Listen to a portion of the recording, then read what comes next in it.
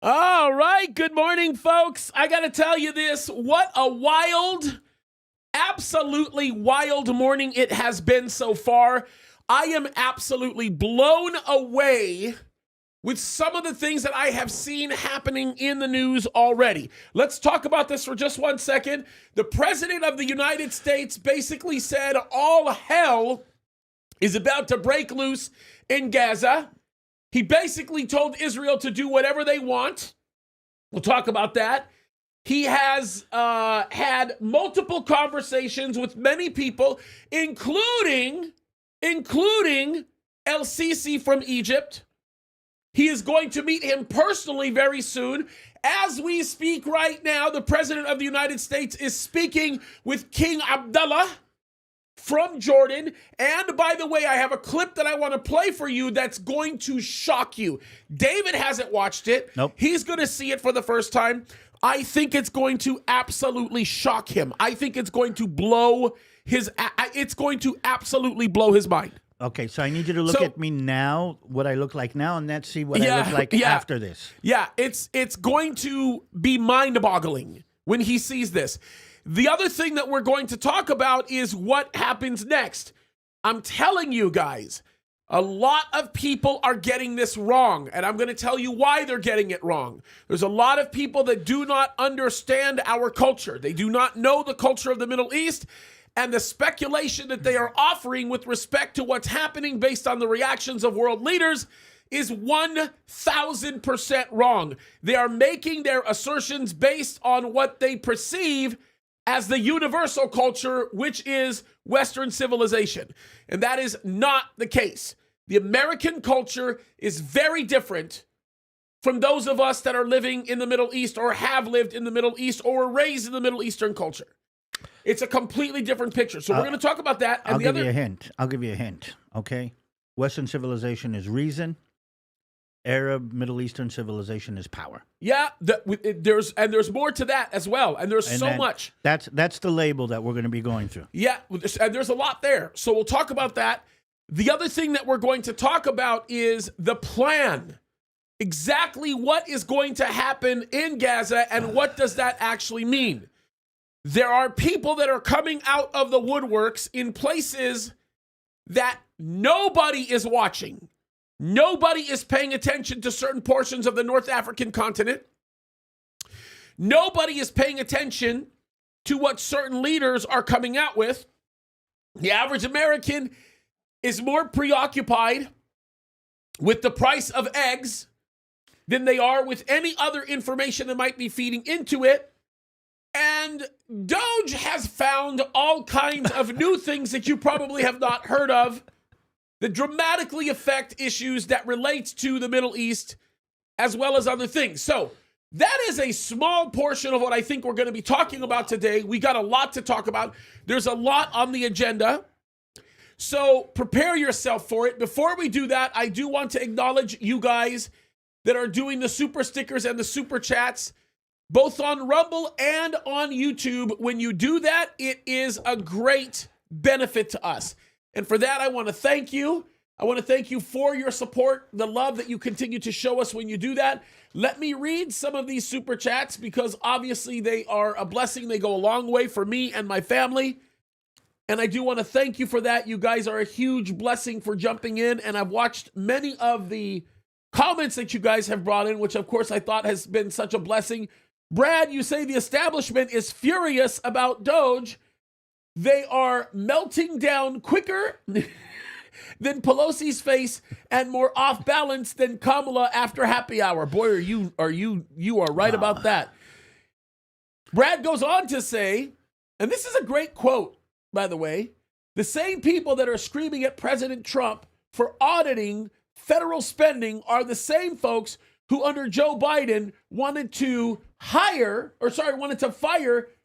no, I think he meant hire 80,000 new IRS agents. That is very true. And let's go on. It says this. It says, 8-Bit Man. Is it 8-Bit Manna? 8-Bit Manna, thank you so much. You say, fellas, greatly appreciate your ministry. Question, are there any solid Israel ministries you recommend supporting? centered on preaching the gospel. We have it. Gihon Springs. Gihon Springs. Remember that. The link is in the notes for the show. We have it on Rumble and YouTube. Gihon Springs is that ministry, and they are amazing. We get behind them 1,000,000%. Viking loves Jesus. John and Roger, I love you guys. I miss you. You need to come over so I can give you a big hug. It's been a while. Get on that motorcycle and come down here from the East Coast. You guys are amazing people. One lives in the East Coast. One lives, I still think lives in New York, and the other lives in Texas. Brothers. Well, some of the greatest guys you'll ever meet. That's a split, though. No, but listen. You guys have splits here that I don't really understand. Yeah, but listen, John and Roger to me are, I'm going to stop and pontificate for just a second, even though we kind of don't have the time, but I'm going to do it anyway. John and Roger are some of the most special guys in the world, in my opinion. I just absolutely love them. As a matter of fact, let me just embarrass them for just a second, because it's always fun to embarrass them. This is John and Roger right here. These guys are special guys. And I absolutely love them. I think they're really special guys. Their story's amazing. They have an amazing story, especially what happened on 9/11 and what took place there. Those guys mean a lot to me. I'll never forget those guys. They had a tremendous impact on me when I got to meet them, and I just think they're just special, salt of the earth brothers that just love the Lord. They have the same nose but different hair. Yeah. But good guys and heroes. Both of them, by the way, let me do this really quickly just so that you guys get an idea. Just tell you the kind of heroes these guys are. Both of them were working on the tower on 9/11. One of them was a police officer, while the other one was a construction worker that spent a bunch of his time basically saving people's lives. Both of these guys. They're just amazing. They're amazing heroes. And they love the Lord, and I love them. So I just thought I'd brag about those guys for just a minute, because they are very, very special. I know. John and Roger, oh no. But I do. I love them. They're great guys. So John and Roger, thank you. You guys are incredible. It's been a while since I've seen you guys, so I thought maybe that might motivate you to get over here. Brother Lupe Galindo, what's going on? Pastor James, Brother David, and family, much love and appreciation for you all. Thank you. We love you. Vinny, what's going on, Vindog? Pocahontas. Yes, Elizabeth Warren has no feather in her cap after being caught in a lie, and that's a wrap. Again? I know, again, like for the 14th time. She pretended to be an Indian to get into college and thought that she could carry that lie around, that the scrutiny of smart people would not, be able to pick up on that. Tweeter trash. Hamas about to find out on Saturday, noon Trump time. Look, that's going to be one of the conversations that we have. David, let's do this very quickly, because this is we're gonna enter into quite the conversation. There's so many different offshoots of this conversation that I'm kind of excited. We have a lot to talk about. Okay. I mean, a lot. So why don't we just start, first of all, with how are you doing? What's going on with you? And then we'll get into this conversation, because there's a lot of conversation to be had here. Let me just say that. So the quick one, first of all, I'm doing fine. Everybody is fine. The family is kind of getting itself organized. And the main thing that's on my plate right now, I've been speaking at a different conferences, but the main thing on the plate is we're going to Israel in March. So mid-March, we're going to be in Israel, me and Christy, for 2 months. I've got 2 tours, and we'll do a lot of filming. So if there's anything that you want me to connect to while I'm in Israel, kind of let us know here. So that's the main part, unless everything breaks loose. I mean, it's something's really got to happen bad. So that's the outside. And I want to make sure that we have it on record that you're going to be keeping everybody up to date, and you're going to continue to make videos, right? I will continue to make videos, and I will try to get on Tuesday at 11 o'clock. Try, you will. I will. I will do my best. I'm going to have to guilt you. I mean, I might be kind of blue from being seasick on the Sea of Galilee, but we're gonna try to do that. Yeah, it's going to get pretty nasty at Galilee during this time of the year. I'm willing. I'm ready for everything. Before I forget, somebody mentioned, how do we support Israel? Yes, Gihon Springs. Gihon Springs is the ministry that I'm a part of. It kind of grew out of Calvary Chapel Downey, Jeff and Karen Johnson, And we basically are supporting believing ministries in Israel, and we're supporting the Israeli military in Israel. So if you want to kind of support or connect to that, just, click the link below. That's a way to support me and Christy too. So that's as far as that's concerned. So that's the outside. Besides that, everything is fine. I've got a wonderful family. Am I a part of that wonderful family? Yes. Okay, I just want to make sure. An extended part.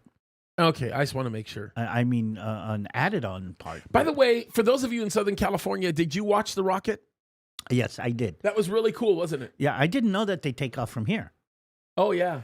Yeah, Edwards Space Force Base, Vandenberg Space Force Base is where most of them are launching. So from now on, next time I hear of a launch, I'm going to go see if I can go see it. Yeah, it's Vandenberg is typically where they're launched. And that's anytime they're running any of those Falcon-based missions, that's where you'll see them. And they're all the time, by the way. Now it's like more than ever because Elon is busy. God bless his soul. And, it's really great about Elon Musk. He's not wasting his time. And he's not wasting our money. Nobody's wasting time in this. And again, how do you say this?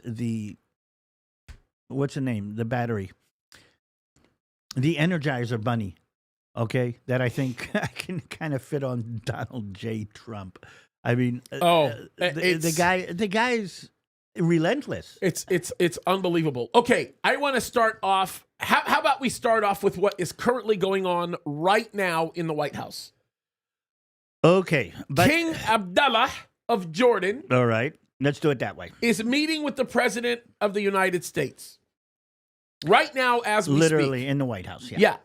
Now we have to get into a statement that the President of the United States made earlier, yesterday specifically. He is being interviewed while he is sitting in the Oval Office and he is signing some documents, okay, executive orders, and he gets asked by somebody, what do you think about Gaza's statement? Not Gaza, Hamas. What do you think about Hamas's statement regarding them putting on hold releasing any more hostages? Basically breaking the ceasefire. Breaking their ceasefire agreement. Hostage last ceasefire. Which, by the way, would be for the second time. Yep. Okay? What do you think? So, he responds with this. He surprised me. He totally. The whole thing surprised me, but he surprised me. He didn't surprise me. To be honest with you, I fully would have expected him to talk this way. Okay. All right. I know that it was a surprise to you only because you probably have not spent as much time following him as I have. No, I'm going to add on something that, okay, so let's talk about what he said, then I will talk. Okay. You tell me why it didn't surprise you, and I'll tell you why it did, and that'll connect a couple of things. Easily. So he responds and he says, basically, I saw those hostages.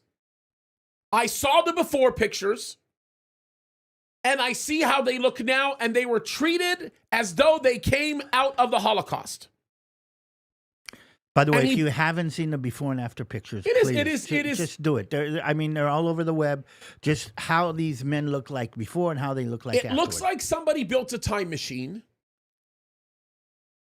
brought a high-definition camera back to 1947, and videotaped some of these precious Jews coming out of these concentration camps. I promise you, that's what it looked like. It was... I understand people rejoicing, but when I saw those live shots, I was angered. Okay, so what did he say? So President Trump looked at it. He started talking about how terrible they looked. Yeah. And he said, as far as I'm concerned, because they were expecting 3 more hostages on Saturday, he says, I'm tired of these games being played. He said, now I want them all by 12 o'clock or all hell is going to break loose. He said, and then he went as far as to say, if Israel wants to override me on this, that's fine, but here's the thing. All hell is going to break loose, and Israel needs to do whatever they need to do. He said a couple more things. Okay, so one of the things I want to stress, and if it wasn't clear, okay, there's a hostage deal going on where they release a couple of hostages every week. 1 week, 3 hostages, 1 week, 4. what President Trump what they have said is they're going to stop the hostage release on this Saturday. What President Trump basically saying, I'm done. We're not playing games again. I don't want to get them. And he actually said, I don't want to get them 2 by 2, 3 by 3 anymore. I want them all. That's the stress, the all. There's still 76 more hostages in the Gaza Strip, including 2 Americans. He said, I want them all by Saturday at noon.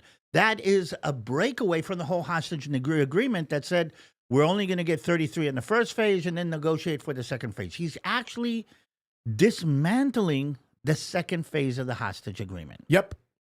Basically. Yep. And I think that needs to be made clear. He is saying, I am not going to play this game that is being played, and I'm going to break the rules, basically. He never intended to allow Israel to do what Israel was obligated to do in the second round. Which is probably, by the way, and we can get into this if you want to, why and Hamas, I said that from the beginning, by the way. That is probably why Hamas has broken the rules or broken the agreement already now. No way. That's not why Hamas broke the rules. I'll go with you, and we can have this discussion. We'll see why you think and why I think. No, but Hamas broke the rules for one reason and one reason only, and that is the hostages that they gave were the best that they had. All the other hostages that they have are about to die or already dead. Okay, so we're agreeing on this, but I want to go into this a little. But I want to go back to the Trump thing, okay? And I want to go back to why were you not surprised, and explain why I am surprised. Okay. First of all, I am 1,000% not surprised because Donald Trump has made it clear, not with his lips, but with his actions, that he fully intends to put Israel in the best and most advantageous position, which is something that is basic to them. They deserve.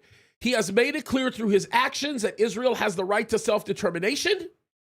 And if you spent any amount of time analyzing what his whole tactic was that led up to the Abraham Accords, you would be surprised if this didn't happen. When he went to the Arab nations in 2017, as a result of this attempt to start the Abraham Accord discussion, the one thing that he demanded at the time was that East Jerusalem be handed over to the Palestinians as part of a peace agreement or as part of a normalization agreement between the royal family of Saudi Arabia and Bibi at the time, who was the prime minister. What he made clear was that this would be an unconditional giving up of that portion of the land, and that Bibi would have to stop any discussion of the annexation of any portion of the Golan Heights. And what we know now that we did not know back then, even though I said it was happening back then, was that the president was very quietly going to all of these leaders and telling these leaders, listen, I am offering them the world, and I'm only doing it for one point and one point only, and that's to demonstrate that they will not receive anything unless Israel is completely destroyed off the face of the earth. And you know MBS, and you know Abdullah, and you know all the other leaders that there's no way that can happen. So you either want normalization and you want your economies to get better than they ever have before, or you'll wait until these people try to kill Israel, which they'll never be able to do. It's your choice. Oh, and by the way, I want all of you guys to know that you still have not dealt with the head of the snake. Lebanon, you have not dealt with Hezbollah. Hezbollah is akin to Iran. By the way, for those of you that have any concern or desire to want to see any security around the borders of Syria, Iraq, you better think twice, especially if you're concerned about the Kurdish population to the north. You better be careful, Russia, if you're really concerned about what might happen in some of the stands or what we know as Magog. You better be careful. And he starts going very carefully, even goes as far as to have conversations with Mauritania. He begins to start putting a conversation in the head of the king of Morocco concerning the problem he was having to the south with Sahara, knowing full well that he could obtain some kind of an alliance agreement with Israel in order to support the position that they have there, which would be absolutely critical because the condition by which Spain would hold any type of trade passage would be based on stability to the northern tip of Africa in their neighbor, which is, of course, Morocco. So what he does is he goes to all of these guys. He has this meeting. We know he had this meeting. And he tells them, watch it. Then he goes to Mahmoud Abbas and he says, Mahmoud, come on, let's have a conversation. Yallah, let's have a cup of tea.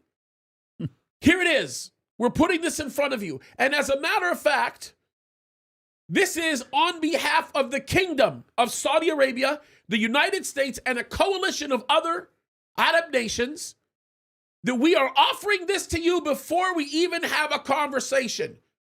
Before we even have a conversation about normalization. And guess what? Mahmoud Abbas says, shove it. Yep. Mahmoud Abbas says, I have no desire. Why? Because they want the Mahrabah. They want from the river to the sea. They want every single Jew dead. Now, what happens? At that point, he ends up showing all of the Middle Eastern leaders that says, you either want normalization or you don't. If you want normalization, you have to ignore the Palestinians because the Palestinians will never agree to any of these terms. They don't want peace. They want the destruction of the Jewish state. And you know that if the Jewish state is destroyed, you have a problem with Iran. Do you want to face Iran or not, Saudi Arabia? So then what happens is this. So then you begin to see these normalizations begin to happen with the agreement of the royal family of Saudi Arabia, who then says, we're not going to worry about the Palestinians anymore. Okay, this is what Trump does. Trump does exactly what you just saw right now. His instinct is remarkable. Yeah. He knew that offering this to the Palestinians would produce a result of them telling them to shove off. He knew it. He knew it because he knew from his own intelligence, guaranteed his own intelligence agencies, that most of these hostages are dead. He knew how badly they're being treated. He fully understands everything that's going on. And he says, okay, here's your opportunity. And he also knew that they would violate the order or they would violate the agreement on a bunch of levels. And the first time they violated the agreement a few months ago or a few weeks ago, he told Israel, let's just let them go through. Let's give them a chance. Israel reluctantly said, okay, because of the pressure that Bibi was facing from his cabinet. And then to make things even worse, while facing pressure from all kinds of other people, because they're already upset with the agreement they made in the first place, he goes on to say, Trump will follow your lead. And guess what? Trump did exactly what we were expecting him to do because we expected these animals to go back on their word. And that's when Trump said, let them go. Let's go. Blow them the literal hell up. Okay. I want to step in as an Israeli here. So that's why I expected it.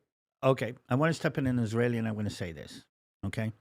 Again, you have to remember our history. You have to remember our heritage all the way back to the Bible. But ever since biblical times all the way to now, people have been killing us, and normal, intelligent, rational people, okay, all over the Western world and other parts of the world have been accepting the death, the slaughter, the torture, the rape, the killing of Jews as normal.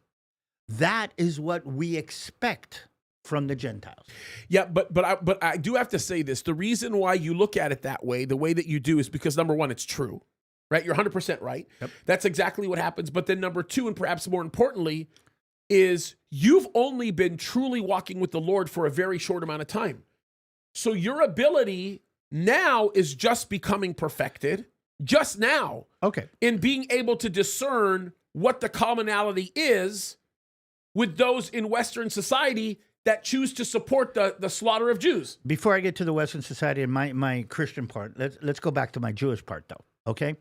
So if we have that on our collective memory, okay, and then comes the 7th of October and just proves us, right, again, look what the world has done. Again, we sat here 2 days afterward, and I said the world's going to give us about 5 days of patience, and they're going to turn on us. And they didn't even give us that. They didn't even give us that. So if you're a Jewish Israeli sitting in Israel with all of this, you're expecting people, and again, I need to say this, 250 hostages have been held in those tunnels. I haven't heard the world complain about that. No. I haven't seen don't care. demonstrations about the hostages. I haven't seen women's rights organizations saying this is wrong. I haven't seen freedom organizations saying this is wrong. Nobody talked about the hostages. Everybody talks about Israel's retaliation to that. Nobody said a word about the hostages. And the hostages that came out, and we saw our women paraded like trophies in front of thousands of Hamas men with weapons in the air. We saw people being paraded and ridiculed, and the world didn't say anything. This is the first time, and this is why I'm surprised, okay, that these 3 men came out looking like Holocaust survivors, and somebody with authority and somebody with power looked at that and said, that is wrong. That is why I'm surprised. I'm expecting the world to accept it. I'm surprised when somebody says that is wrong. Now, don't get me wrong. A lot of Christians, a lot of supporters, a lot of people, but I'm talking as a whole. If you look at the television screens on Israel, the world is against Israel. I mean, there was a demonstration on the 7th of October. No, I'm with you on this, David. I am. But the problem is that must tell me that you're not studying Trump enough. Okay. Because if you're not, because listen, when everybody told Trump that he was evil and he was dark and he was this and that for making just a proclamation of moving our embassy from Tel Aviv to Jerusalem, they called him evil. He doubled down, and we didn't know this at the time, but in 2 days, he ordered us to take advantage of an opportunity that the Israeli government was going to give us to move that building to that area, and we started building it. Do you understand? This is another version of Purim for us. I don't know if you remember the book of Esther. Oh, sure. Okay, when everybody's against us. They're going to kill us. They're going to hang us on the gallows. And then the government comes and says, we're with you. This is another, I don't know, Cyrus the Great. I mean, if you remember the whole story of Ezra and Nehemiah. Okay, we've been exiled from our home, and somebody with world power says, it's time for you to go back. We still... we celebrate. Those are 2 instances that I pulled out from all of our history. Why am I surprised? Because just like you're surprised about everything else that Trump is doing, he's going against the natural grain of how things happen. I think that's part of what we're looking at. And again, maybe it's true. I don't know Trump enough, okay? But we have a deep sense of PTSD with that kind of thing. Yeah, I get it. And Trump has very much surprised me on a couple of occasions. Perhaps the most significant of all the surprises that I have received is based on the fact that we are looking at a situation right now where, by the way, you got to mute your phone because I think that's your phone that's doing all the beeping. You sure? You check your volume? Because it's not me. You're not. Oh, there you go. You are. There we go. You busted. Okay, but Trump surprised me on one area he surprised me on was a statement he made about Gaza. We own it. It's over with. It's done. Again, okay, so here's Israel. We're saying, wow, amazing, wonderful. Can he pull it off? Oh yeah. Okay, and can I tell you this one thing about Donald Trump? Well, before we go to Donald Trump, I want to bring up something. No, but it's answering your question of can he pull it off? Okay. Like I just want to say this. All right. Okay, Donald Trump absolutely does not talk about something that he says he can do if he doesn't know he can do it. Okay, I just want everybody to understand that. Okay? So that's the same with the whole how he's going to treat government. That's the same with saying that he can do something legally that now we're having all the judges stand up and say you can't do that. Those judges are going to get literally ignored. And then at one point, they're going to get the literal heck slapped out of them. And by the way, for anybody that says Donald Trump is an immoral man or is wrong for ignoring an illegal order being made by a judge, let's go back to Joe Biden, who ignored probably a solid 8 or 9 Supreme Court rulings. Ignored them as though they had zero power in the land. And they were all legal rulings. So, look, I'm going to prove my point. Okay, again, I want to look at this from an Israeli point of view. Again, you're right. All of this is right. We don't know this. And again, I'm going to say this. Even the Biden administration, Biden regime, well, whatever you want to call it, regime. during the time where they were saying that they support Israel, we've got a report that came up on Israeli news 2 days ago that in December of 2023, meaning October, November, December, the Hamas was willing to throw in the towel. We now have direct evidence that the Hamas was willing to throw in the towel. They were willing to sell Sinwar to the Israelis. They were willing to stop. They were willing to return all the hostages because we had closed off any humanitarian aid going in. And we were starving them at that point. And it is only the pressure of Biden that made us open up the gates and push in trucks of humanitarian aid that gave them the strength to stand up and bring us a year and a half later. Yep. And it was Biden actually who said he saved them. We've got direct evidence that the main players of the Hamas were willing to give up Sinjar. David, we know that, Habibi. This is not new news. And he was saying one thing and acting completely different. This is that we know this. We know. Carolyn Click was talking about this from literally day 4. Carolyn was writing about this. Has she really moved into the administration, to the Bibi administration?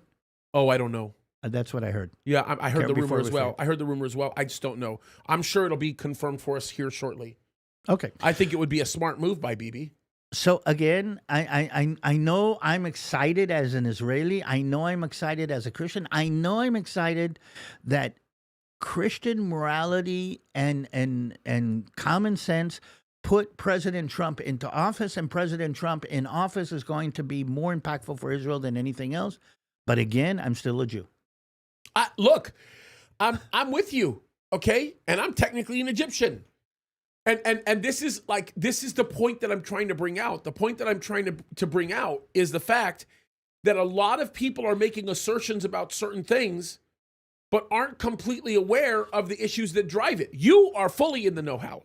Okay, You're just used to it because you've been burned your whole life, and you absolutely have every right to feel that way, and I don't blame you for feeling that way. But I want to take a couple of minutes, and maybe you and me are the best people that can do something like this and say, okay, let's say Trump is right.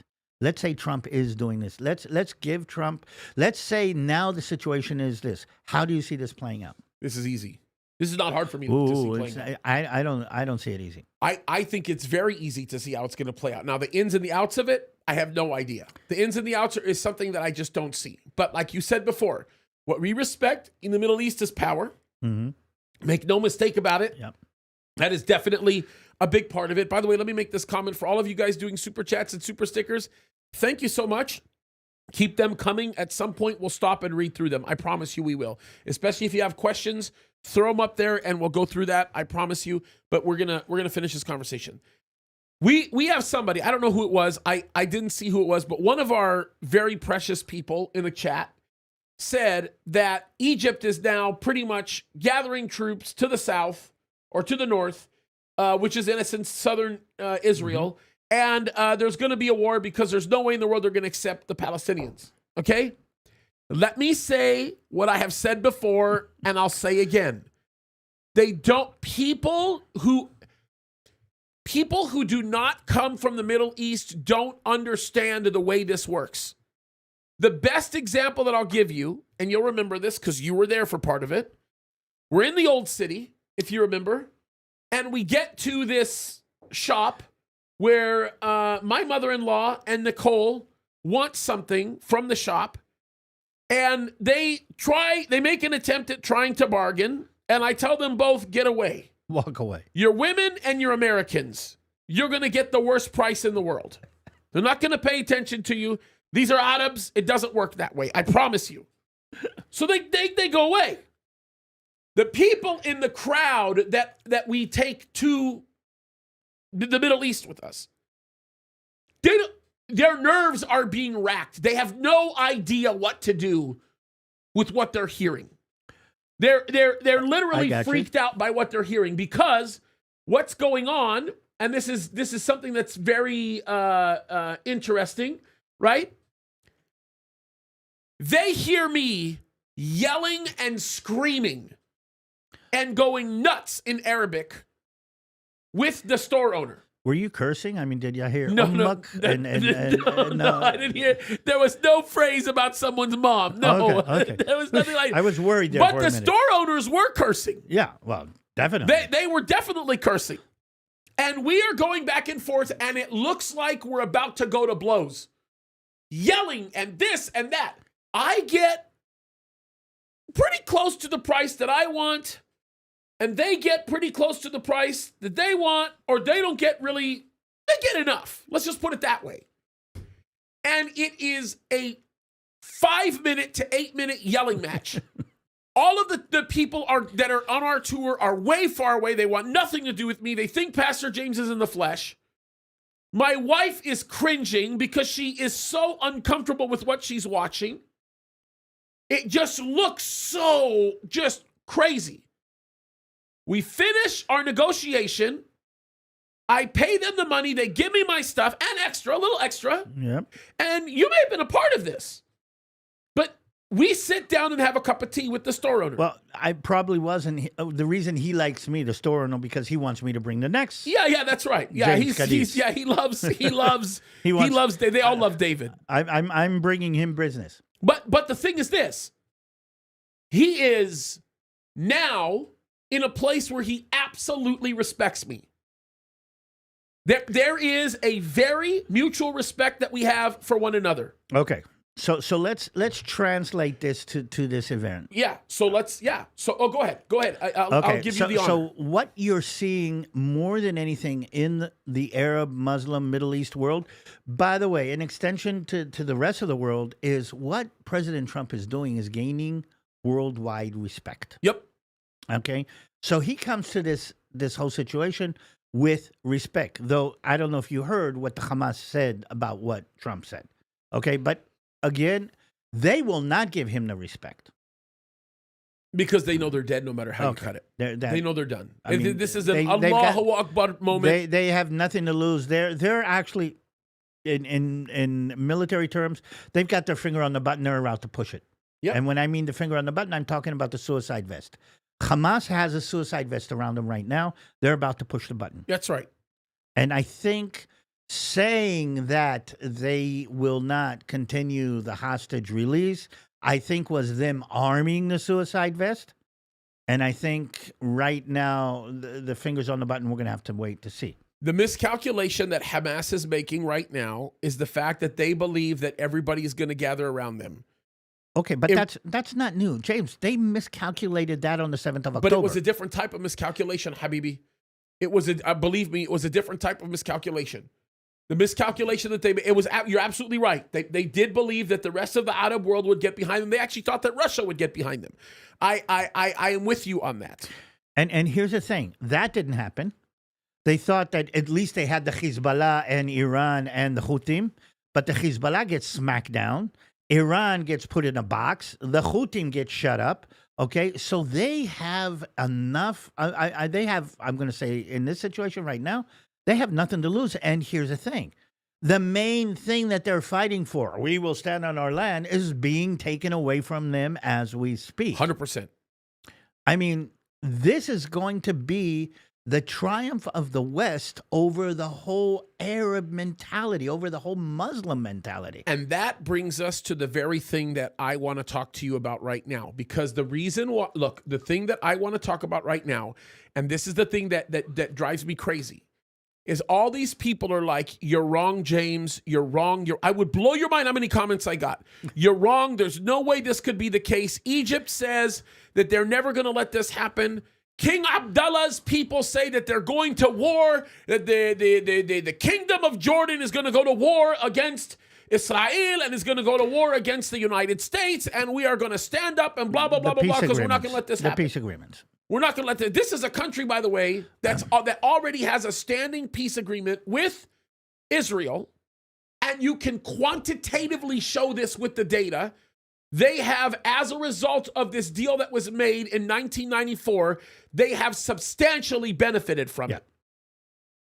We don't have to get, and not to mention the fact that there's always been a mutual respect between Jordan and Israel, at least on some level, since 94.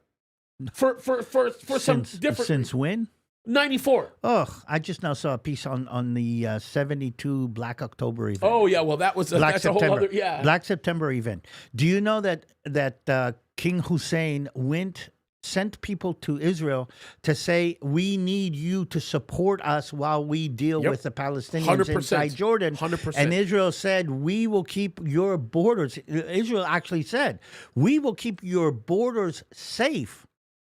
We will make sure that the Palestinians don't run away into our side, and we will not attack you while you deal with the Palestinian problem. Yep. I mean, and that is September of 1972, the Black September event. And this is why, again, when people say this is why Jordan doesn't want to do it, he's afraid that an influx of these militant, crazy Palestinians will be a jeopardy to his dominance, and he has a fragile system there. Tell this is a gamble because we've never talked about this. So I'm just gonna assume this is the case, that you know it. Tell them the story of the last time the king of Jordan flew over Israel and what that meant. See, I've never talked to him about this. I've never talked to him about this, and he look at how he instantly got emotional. We were all crying. I'm getting emotional thinking about it. We were all crying. Tell them the story. Because you're a great storyteller. Tell them the story, and then we're going to get into this really quickly. There's two stories that I think are entwined together with the whole history, and that is that after the peace agreement with the Jordanians, there was a terrorist attack on the Jordan River where 7 Israeli girls were killed and 12 were wounded, and all of Israel said, if this is peace, we don't need peace. This is immediately after the peace agreement. This was a Jordanian soldier in a Jordanian uniform with a Jordanian-issued weapon. Okay, but King Hussein. I missed this, bro. I missed this by like 3 weeks. This moment. King Hussein got on Israeli public television, and I still remember this, and apologized for what his soldier did. Then he came to meet the girls who were wounded, and then he went to meet and check this out. This is amazing when you think about what we're talking about. He went to meet the families of the girls who were killed, and he got down on a knee and asked forgiveness for what his soldier did. And again, like I said, the whole country was crying. Now, what Arab leader does that in the Mideast? And he showed what we would say he showed a nobility that now the problem is, before we get that I don't think that King Abdullah has that kind of. No. But to connect to what you said, because of that crazy woman, but that's a whole other story. Nut job she is, but that's a whole other story. Crazy women have been an issue down through the ages. Yeah. I mean, there was a woman from Gaza that kind of had a whole issue with somebody. I can't help the biblical parts. I mean, I got a haircut this last week. Okay. But just so everybody knows what I'm talking about, Delilah, she was a Philistine from Gaza, okay? I knew the reference right away. She cut off Samson's hair, okay? Gaza's been a balagan. But tell him the story. But then when King Hussein was actually diagnosed with cancer, and he flew to the Mayo Clinic, I still remember it, the last time, okay? And he asked for and received permission from Israel to fly the Royal Jordanian 737 over Jerusalem and over the Temple Mount. And it was all over Israeli news. And actually to see a Royal Jordanian aircraft, or any aircraft to make that clear, flying over the old city of Jerusalem with a Jordanian flag on it was... And the feeling was, and everybody on the news were saying, people were coming out and waving, saying goodbye, knowing that they would never see him again. To a former enemy who became an ally. Yeah. And that's the relationship we have had with Jordan down to the ages. By the way, I don't know if you know, Israel has saved Hussein's life a couple of times. Oh, yeah. There were rebellions. The Mossad picked up on a couple of things, and we gave him the information. I mean, he's been saved by us a couple of times. And here's something that a lot of people don't know. In 1967, a 6-day war, that as a result of Jordan lost the West Bank, what we call Judea and Samaria, the only reason Jordan entered the war, they didn't want to enter the war. And Golda Meir was actually in Amman telling him, don't go to war with us. I mean, stay out of it. Egypt and Syria have made a pact between them, but you don't need to be a part of that. And they managed to convince him and trick him that they were winning. Yep. And as a result of that, to get him to join the 1967 war. And as a result of that, everything that happened. Think about what would have happened if that had not been the case. Oh, yeah. Yeah. And the story that I heard, and I heard this from a couple of really good people that I totally trust, was that when King Hussein was flying over, there were many high-ranking members of the IDF that in their minds knew this would probably be the last time they would ever see him. Yeah, no. And they all stood there. Matter of fact, there's a beautiful story of a group of them standing on top of the Temple Mount. And while there were many Muslims that were standing outside of Al-Aqsa and Al-Haram al-Sharif that were looking at the plane and were obviously showing their respects, there were IDF soldiers that were standing there saluting while looking at the plane. And I just think about that. I think what a powerful story. And I feel very attached to King Hussein because I actually had a conversation with him. Oh. And it lasted about 25 seconds. But it was and I have a little card to prove it. I got to talk to him on ham radio. Oh, that's on a field day once because he was a ham radio cool. operator and he enjoyed it and it was a pretty remarkable, and it was the conversation was all in Arabic. Okay. It was a pretty remarkable moment. So JY1 was his call sign. We're going to use let's use Jordan in order to get into this discussion a little bit deeper because I think it's important for people to understand. When if you'd asked me a year ago, 2 years ago, if something like this could happen in the Middle East, I would have said probably no way. And the main reason would have been this. If there's anything I've understood about the Arabs and the Palestinians is that, let's see if I can kind of build this pyramid a little bit. They are very tribal. Arab people are very tribal. Yep. The only thing holding tribes, the tribalism together, tribes are family. My cousin, my uncle, the work goes that way. They're totally, what do you call it? Nepotism. Nepotism. Nepotism is a deep, deep part of Arab culture. Okay, I will hire my cousin even if he's a total jerk, and not somebody else because I owe my cousin. So the family, the family is the main. How do you say the tribe, the family, the family ties are the main thing that holds it together. That's why the infighting between, and go back to the early Arab tribes and everything, they're always killing each other and doing everything. The greatness of Islam, I don't know if greatness is a way, is that manages to unify these different tribes. Yeah. That's what gave Islam its power. And that is, but the tribalism has never really disappeared.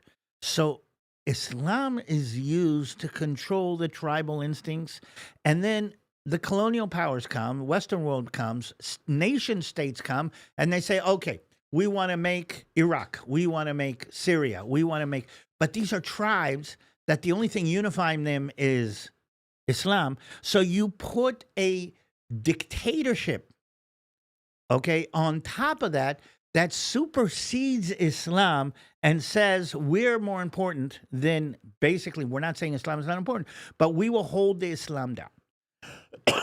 So that's the basic. That's what happened in Jordan. That's what happened in Iraq. That's what happened in Libya. That's what happened in all these different nations.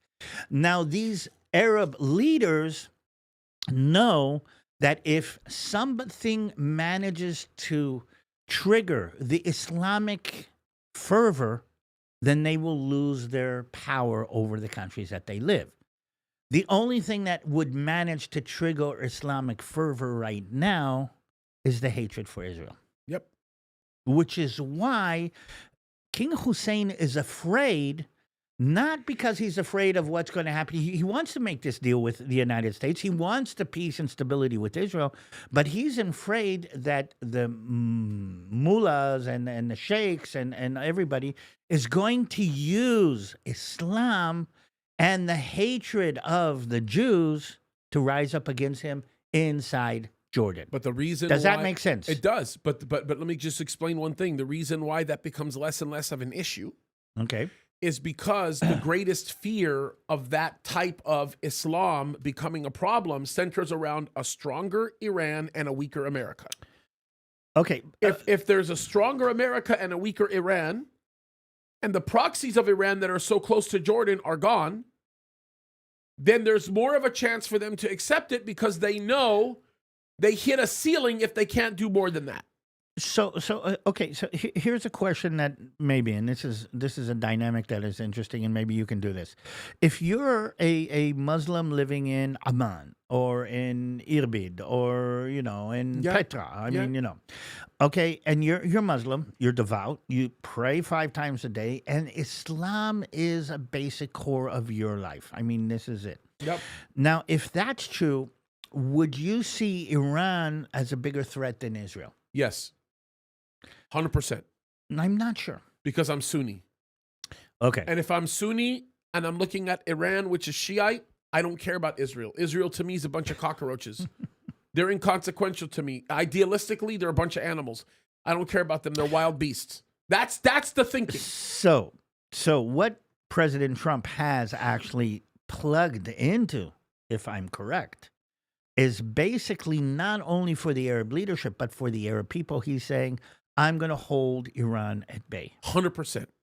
And that's what has allowed them to overcome. And again, I think it was Golda Meir. No, I know it was Golda Meir who actually said the famous statement that there will be normalization with the Arabs when the Arabs love their children more than they hate us. Yeah, and I'm going to add that love their children and love prosperity, love the good life, love life.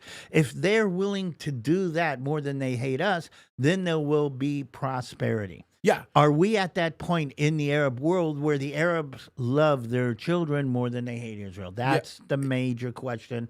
And that's what I think President Trump is plugging into. I think the bigger issue is, because Israel is a big part of it, but I think the bigger issue is their understanding of who their God is. And Islam right now, because of the major change that's happened within the last 30 years, Islam as a religion is beginning to fall apart. It's the fastest growing religion by virtue of the fact that Muslims reproduce. Yeah. It is not the fastest growing religion by conversion. As a matter of fact, it's dying off.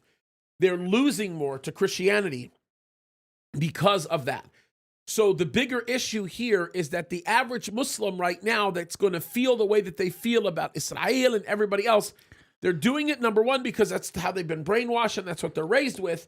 But number two, and perhaps more significantly and uniquely more importantly, okay, you have a bigger issue that involves them wanting to make sure that the security is going to be maintained for the future. So part of it is loving their kids. Part of it is recognizing the fact that Islam is falling apart. The scholarship behind Islam is falling apart. Yeah.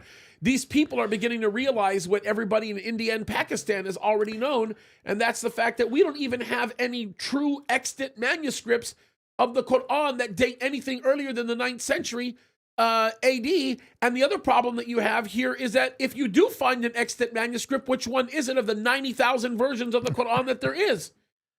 What do you do with the fact that most of the Qurans were burned? Okay, so I'm going to go back into the Goodyear blimp, and I'm going to ask you a question that just now dawned on me, and I don't know. I'm curious to hear what your. Do you think this part of the Trump effect in the Middle East will be the birth of a Muslim reformation? Absolutely. I don't know if I would call it. I don't know if I would call it. Explain that, and let's see if we can help our people understand this. I don't know if I would call it an Islamic reformation. I think that what I would call it is an abandonment of Islam. You mean a secularism? Not a secularism, but I would say an abandonment of the tenets of Islam, the core tenets of Islam. More and more Muslims right now at a rapid rate are realizing that Islam was not even an original religion. More and more of them are beginning to realize that it is a literal heretical teaching. It birthed as a heretical teaching. That is very interesting because that would be the major shift in the Middle East that would allow a lot of these things that need to happen. I'm telling you, I look at some of these Bible prophecy teachers and they're banking on what they say will be this massive Islamic war with the West as the fulfillment of many of these passages that I don't even think are predicting that. I'm telling you that what we're looking at here is we are going to be seeing a very big change. We're watching a change take place. So what President Trump is doing right now is ripping the camouflage off the whole Palestinian narrative. 1,000%. The whole Palestinian 1,000%. narrative says we had a land, we had a people, and we want what you want. We want normalization. We want a nation. And here's the thing: you and I both know that's not what they want. Right. They want the destruction of Israel, Right. and they want the destruction of Israel because they want their honor back. Yep. That's the main issue. And what President Trump is saying, no, that's not true. That's not what they want. That's all BS. And here I can prove it to you. And basically, he's saying, "Okay, let's give you the carrot over here, and let's see if you're gonna turn your head towards the carrot." 100%. Now, And with that's that, what's happening now. Now, with that said, watch this, Okay. and you're going to prove this is going to prove my point. Remind you, a week ago, everybody was saying that Jordan said they would go to war with Israel. Yep. And they would go to war with the United States. Okay? All right. Everybody pay attention to that. By the way, I'm kind of curious to hear what have they finished the meeting? This is right before they started the meeting. Right now, they're in the meeting. Well, so the press conference that comes afterwards is going to be powerful. Yeah, but if we can listen to it together, that would be cool. Well, I don't know if they're going to. I mean, they could be talking for hours. Just Okay. when we started this recording is when they started their actual All meeting. right, let's see. This is the meeting beforehand. Watch what happens. Listen to what Abdullah says, and while he's saying it, look at the reaction of President Trump. Look at the look on his face while Abdullah is actually saying it. Watch this. A few words, and thank you very much. Mr. President, thank you very much for having us in so short after your inauguration. I think just as a testament to what you said is a special relationship between our two countries and the personal relationship of friendship and trust between the two of us.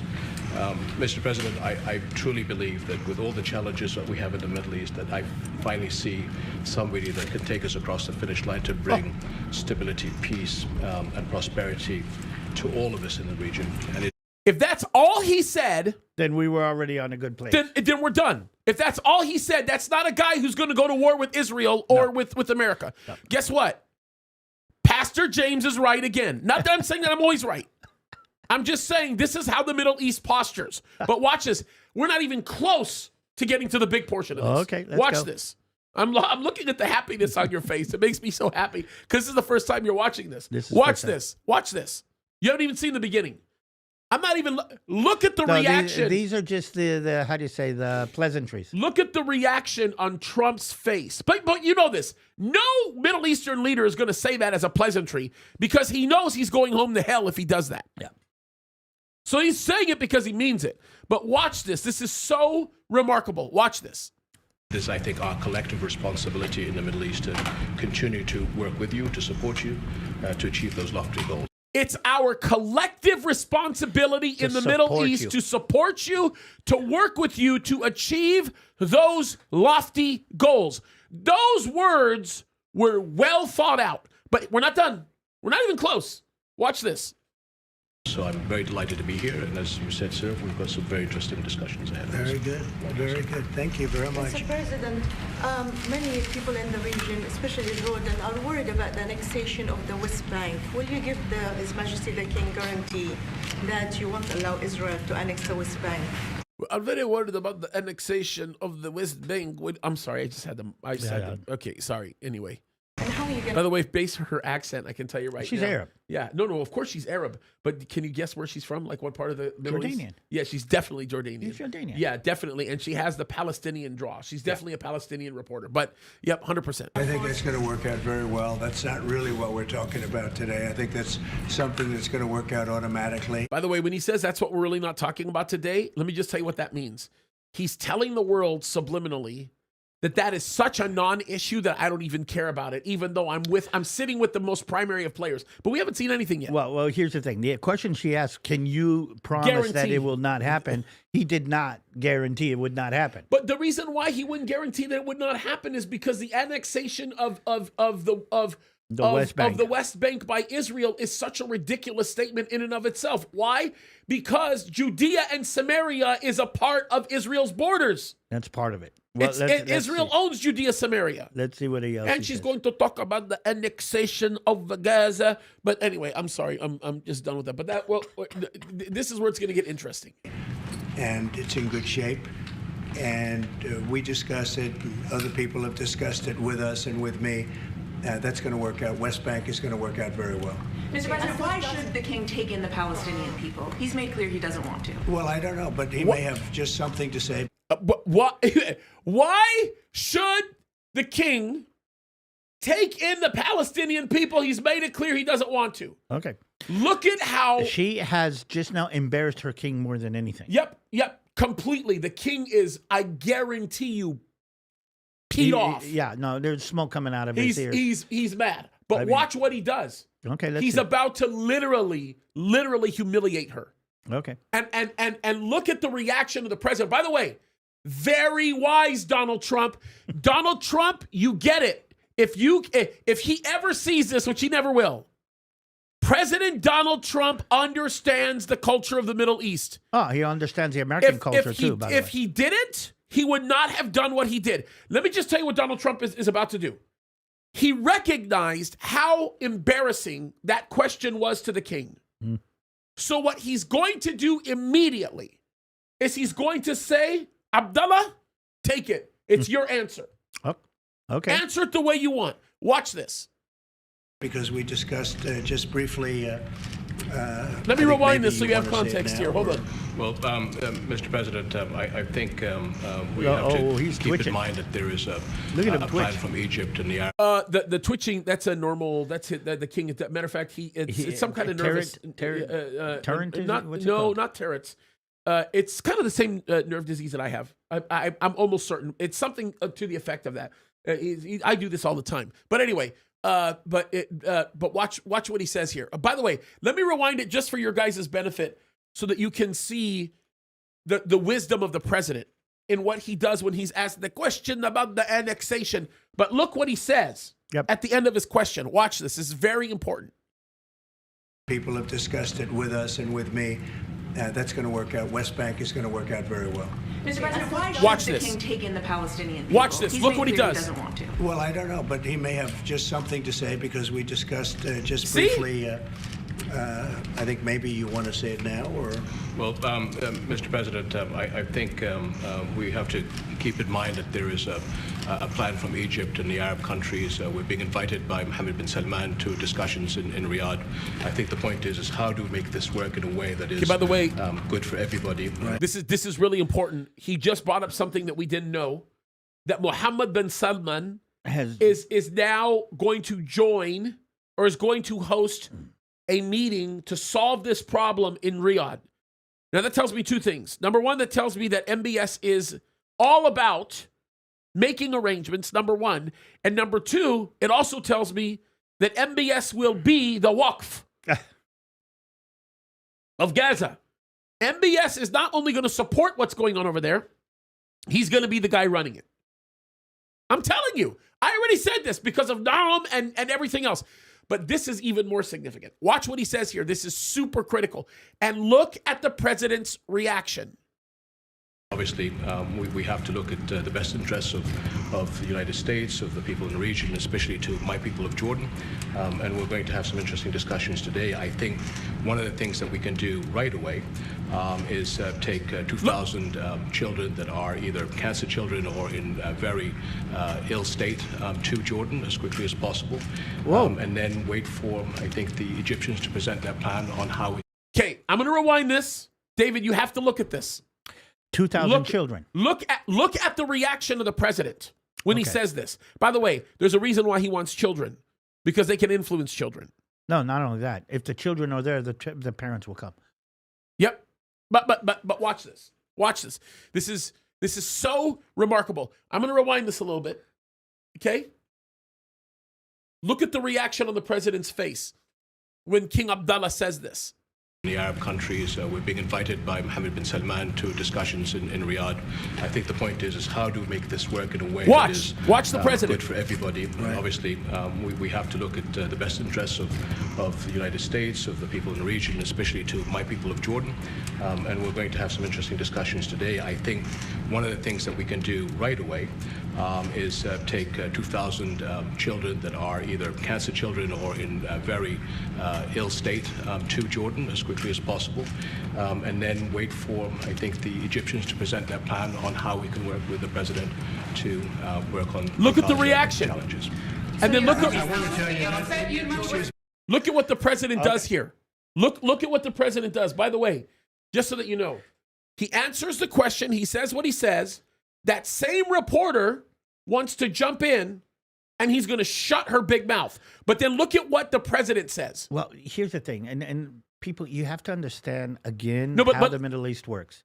He's already agreed to something that he has said no to. He's going to go to war over. Yep, he said no, no, no, no. Right here, even if it's only 2,000 children, he's already said Jordan will take people from Gaza. But listen to this. It gets way crazier here. Because what the president is about to do is he's going to honor King Abdullah by basically shutting this big mouth woman up. By the way, and then after that, watch what he says. Before that, my sense of graphic. Right now, just look at the screen. Yeah. There's two flags behind. Yeah. It's not by chance that the president of the United States with these people are sitting behind the flags of the Marine Corps and the Army. Oh, yeah. That's all on purpose. Totally. I mean, people need to understand what they are saying in this. He says, I have the Marine Corps and the Army behind me on this discussion. There are many Oval Office interviews like this where you have actually seen the American flag and in some cases, no flags. The other national flag. Yeah, and in some cases, no flags. Okay? But watch what the president does here. Okay. This is you want to talk about wow. All right. Okay? Watch this. He's about to shut her big mouth up. Watch this. Work on Gaza challenges. So you I want to tell you, excuse me, wait, just please. I didn't know that what you just said, 2,000 children with cancer or Do you hear problems. And that's really a beautiful gesture. I mean, I didn't know that. He's giving him the credit. Abdullah just gave it to him. On this Abdullah just gave it to him, and he didn't even know it was coming. But watch this. Look at what Trump says, and then look at the back and forth on this.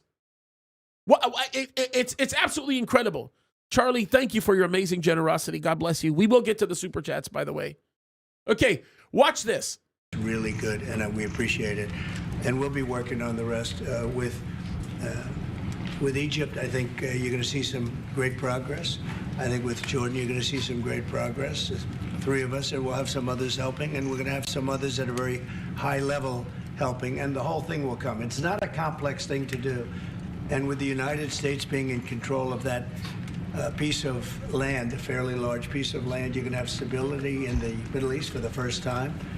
And the Palestinians, or the people that live now in Gaza, will be living beautifully in another location. They're going to be living safely. He's They're not going to be this in front of the Jordanian king. And having to leave every 10 years. The Arab world is going crazy right now. I'm telling you right now, the Arab world may be going crazy, but Fattah al-Sisi is rejoicing right now because he's been given an in. Mohammed bin Salman is like right on. We already talked about this, Donnie. I'm telling you, these people who continue to say that we're headed to, I feel very vindicated. Okay, all right. But do you want to see the rest of this? Yes, I do. But I want to stress what I just now saw was this. Basically, President Trump saying, I don't care what you think. I don't care what your people think. I don't care what you think is right. I don't care what your strategy or your ideals are. This is what I'm going to do. And I'm going to say it here in front of you. And you're going to have to go home to Jordan knowing that you sat in front of the American president as he pushed this down your throat. But the thing is that yeah, I would totally agree with you. But the only problem with that is he just basically shut the mouths of all of the screamers because There's no way you can argue that the president shoved anything down his throat when he made a gesture before their talks. But they're going to say he had no choice. Okay, and here's the thing. But that's what you should like. Good. That's the way we move in the Middle East. Exactly, and that is what I think people need to realize is basically me saying you're going to pay this much for the car because if you don't pay this much for your car, you're not going to get a car. I'm telling you. And Trump has been doing that on all the different levels, and he is using that dynamic here, and it freaks the Arab world out. It freaks the rest of the world. And the difference between Donald Trump and everybody else that throws out these crazy threats is that Donald Trump will do it. By the way, before I forget, side note, did you hear J.D. Vance talking to the Europeans about the way America's going to treat them in regards to the AI? No. Oh, you should. Listen He to said that. he's just going to spank him. Didn't he? He was very nice, and he did exactly what Trump is doing but he says America's going to be number one. We're going to stay number one, and if you have a problem with that, then you're going to have a problem with us. Goodness gracious. And then there was a moment yesterday where President Trump was asked if JD would be his successor. And the president said something to the effect of no, something like that. And everybody says it's about him basically disowning JD or saying JD won't be a good vice president. No. It was all about him saying we're not that conversation is completely off the table. We got a country to run. No, I would say something else. I mean, again, you're a pastor and you've got an assistant pastor that's been working for you and he's just now started his work as an assistant pastor. The last thing you're going to do is say, you're going to be my successor. You're going to say, you have to prove it. And he's saying to JD, you're going to have to prove it. He just made JD work much, much harder. Yeah, undoubtedly. Again. But again, what I want to say is this is Middle Eastern diplomacy in the Middle East as opposed to Western diplomacy in the Middle East. Yep. And I think that's critical. I'm going to say something, I don't know if I'm going to get smacked for this, but we need more of that even in Israel. We have parts of our administration, of our government, that is not on this level yet. They're embarrassing. Okay. Some of the things that I'm watching happening in the Knesset, I don't care what anybody says, but just to look at Halevi, the coward that he is, I'm sorry. No, I know it's going to make time people for him to go. mad. It's going to make people It's mad. time for it to go. Again, I have a problem, condemning the chief of staff I know. of my military. But again, I know that's not going to... Let's finish this. Yeah, but you know what? Can I just tell you this right now? Okay. I'm telling you, he's sleeping in bed with the Shabbat. Okay? I'm sorry. He's working overtime. He's working overtime to get them to investigate and criminally prosecute Netanyahu. I'm sorry. This movement of I'm going to retire because of the what I did and my failure of intelligence and all that was all about getting a general consensus to destroy Bibi. Good luck, by the way, doing that right now. Well, again, when he says that, he is actually echoing what I have been brought up as an officer. We are responsible. Even if the buck stops with me in my company, the buck stopped with me. I'm going to end your argument right now. I'm going to end it right now. Okay? Because you're not going to be able to answer me any differently. I promise you. I mean, I think people come to watch this part. And this is because I know you. No, this is because I know you and I know you well. This is what we do. Yeah. Okay? If you're in the middle of war and as a tank commander, all hell is breaking loose, and you make a terrible mistake, are you in the middle of combat going to say, I'm retiring because I made an error? No. And case closed. I've been in those situations. Case closed. I've literally been in a situation where my commander and commanding officer made a terrible mistake and 5 men died on his watch in my vicinity. I watched it happen. And what did he do? He continued until he was replaced. I mean, later on. The- We have to continue the fight. And again, maybe I don't know if this is the right way to play it, but one of the things that I've always said down through the ages, when you are in combat or you're in a war, you make decisions. But we all make decisions. I had to make a decision what I'm wearing this morning. And you see what I'm wearing? They put some color on me this morning. By the way, if you like it, I let think me Christy know. made that decision. I don't know, but Christy bought this for me. Okay, but if you like it, let me know in the comments. But basically, What is this, a fashion podcast or something? well, I need some feedback. I mean, but what I'm trying to say is you make decisions all day long. The thing is this. When you're in combat, you still need to make decisions. You make it on your knowledge, on your experience and everything.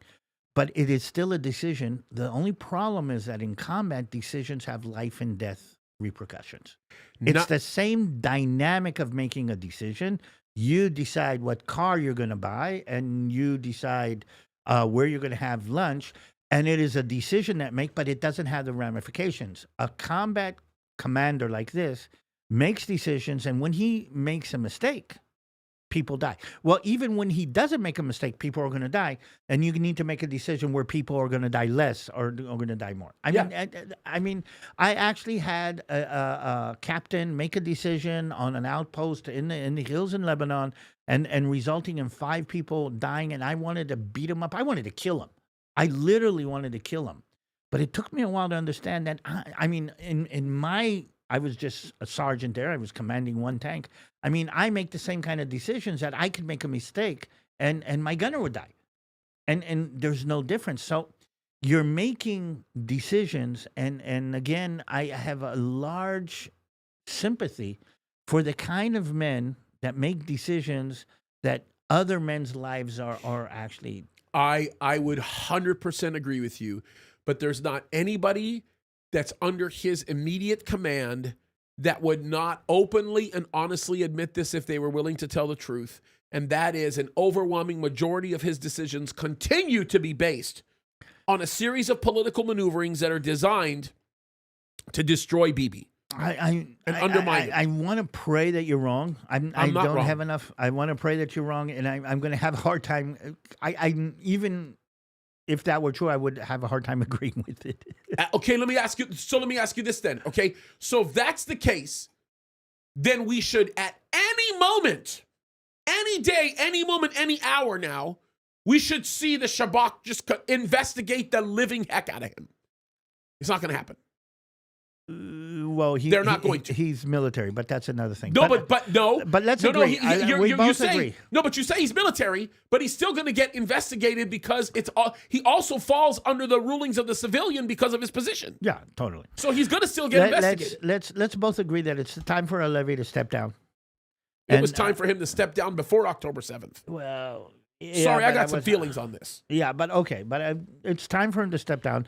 I think everything I know about the new guy, Zamir, I think his name is, stepping in is pretty good. Yeah, But he's from what I know. And then, but the other thing too, and I'm going to throw in the last gut kick because he deserves it, right? Lapid also should be in jail. I'm sorry. You got to be careful, James. Do you know that I am actually a registered member of the Lapid party? Sorry, but that was way long ago. I'm not saying you should be in jail. I'm saying that he should be in jail. Well, I've changed He's a liar. Changed my mind a couple of things on times on this one, but I do want to get back to this. What is Jordan going to do now? What? Okay, watch. Let's watch this because this is pretty. This is remarkable. And I've got another little story to add to you. Very interesting. Somebody sent it to me. Yeah, and then by the way, we'll finish this conversation, and then what we'll do is we'll keep an eye out and see if the press conference is about to happen. Because if it isn't, we'll react to it live. But watch this. Because I've been watching this for so many years. It's nothing but trouble. Yeah. Everyone's being killed. They're being robbed. It's like living in hell, and they're going to end up having a great home, great families that don't have to get mugged and killed and beaten up and harassed by Hamas and everybody else. And I know we'll be able to work something. And what you just said about the 2000 is fantastic. It's so beautiful. It's music to my ears. But we're going to be able to work something, and I know we'll be able to work something also with I believe, not 100%, but 99%, we're going to work out something with Egypt. But Mr. President, during your election campaign, Mr. President, how is the U.S. Not Watch. 100%. Not 100%. 99%. No, but the reason why he's saying I'm not 100%, and this is smart of him, he's smart. He's not embarrassing or humiliating. He needs them to bring it. He needs them to bring it. He's not putting them in that difficult position. By the way, I was going to read it later, but the things that these people write. Look at Dean. He says, "You a sexy former tank commander, David." That's coming from a man, a veteran, by the way. I thought I knew Dean really well. I thought Dean was close to me. Thought I knew him real well. Now should I be worried? Christy, should you be worried? I mean, Dean is kind of handsome. I'm just saying. He's not an ugly guy. I'm just saying. All right. Okay. God help us. Okay, watch this. I want to watch maybe the next minute of this. Okay, this is critical. Watch what happens here. This is interesting. The U.S. going to own Gaza. Your White House has made clear taxpayer dollars won't be used for this. So what money are you going to use to buy Gaza? We're not going to buy anything. We're going to have it, and we're going to keep it, and we're going to make sure that there's going to be peace, and there's not going to be any problem, and nobody's going to question it, and we're going to run it very properly, and eventually we'll have economic development at a very large scale, maybe the largest scale on that site. And we'll have lots of good things built there, including hotels and office buildings and housing and other things. And we'll make that site into what it should be. And the people from Gaza who wouldn't be able to be there for years, because you're talking about just to get it and prepare it and to take care of all of the problems that currently it has, as you know, tunnels, and people are in those tunnels. And you have some good people and some bad people, and you may have hostages right now. You know, you have the hostages possibly there. Listen to what he says here. And, you know, I have a Saturday deadline, and I don't think they're going to make the deadline personally. I think they want to play tough guy, but we'll see how tough they are. But it's going to be a wonderful. Listen to what he says, by the way, about them. This is extraordinary. You want to play tough guy? No, just listen to what he says at this point. Watch. I think it's going to be wonderful for the Middle East. I think it'll turn the Middle East. I think you're going to have peace in the Middle East. You're going to eventually have peace in the Middle East. Couldn't this deadline risk undermining the talks that you're having with the King today, and risk the kind of wider peace that you're trying to? Because we're not talking about a big situation. We're talking about something that can go very quickly. We're talking about it's going to go quickly. It's not going to take a long time, okay? That's not going to take a long time. You know bullies? You know what a bully is, right? You know the bully, I found it throughout my life, a bully is the weakest person. And they're bullies. Hamas is bullies. The weakest people are bullies. You know that, right? All right, go ahead. Mr. President, you were saying that Palestinians will live somewhere else safe. Where? Okay, the bully statement alone is enough to just completely, again, he's humiliating them. This is what he does. Yeah. Okay? He's now, taking the gloves off completely. Oh, completely. He's not dancing at all. No, there's no dance here. He's already done the But dancing. he's done that with everything. Yeah. I But mean, watch. Okay. Well, I'll bring that up later, but. No, go ahead. Bring it up. No, let's finish Okay, this. all right. Okay. This is amazing. Watch this. Where exactly do you want them to live? Well, it's not where I want them to live. It's going to be where we ultimately choose as a group. And I believe we'll have. It's not where I want them to live. It's going to be up to everybody in the Middle East. In other words, these Palestinians are no longer going to run us. We're going to run them. So what he is basically saying, and again, what I'm hearing here is like the Bushes did in the Gulf Wars. He's saying, I want a, what do you call it? A coalition. No, this is not a military coalition. He says this is going to be an economic coalition. Yeah, I think it's going to be a little bit more than that. But here's the other thing that I should probably note.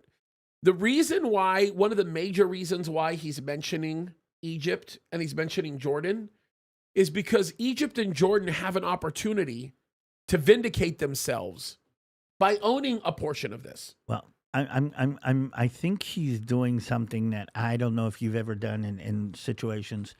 I've done it as, let's say, you're a, again, this is my world. You're a little baby lieutenant. You got two sergeants. and they're competing with each other. And you actually say, whoever gives me what I need more will get to be Master Sergeant. Yeah. I mean, he is putting Egypt in Jordan here, and I know it sounds weird to say it, and a kind of competition to see who is going to come to America and say, here, we're on your side first. But he already made MBS the captain. Oh, yeah. So that's that. I mean, the genius in it. Yeah. There's a reason why MBS was the first phone call he made since being president. Yeah.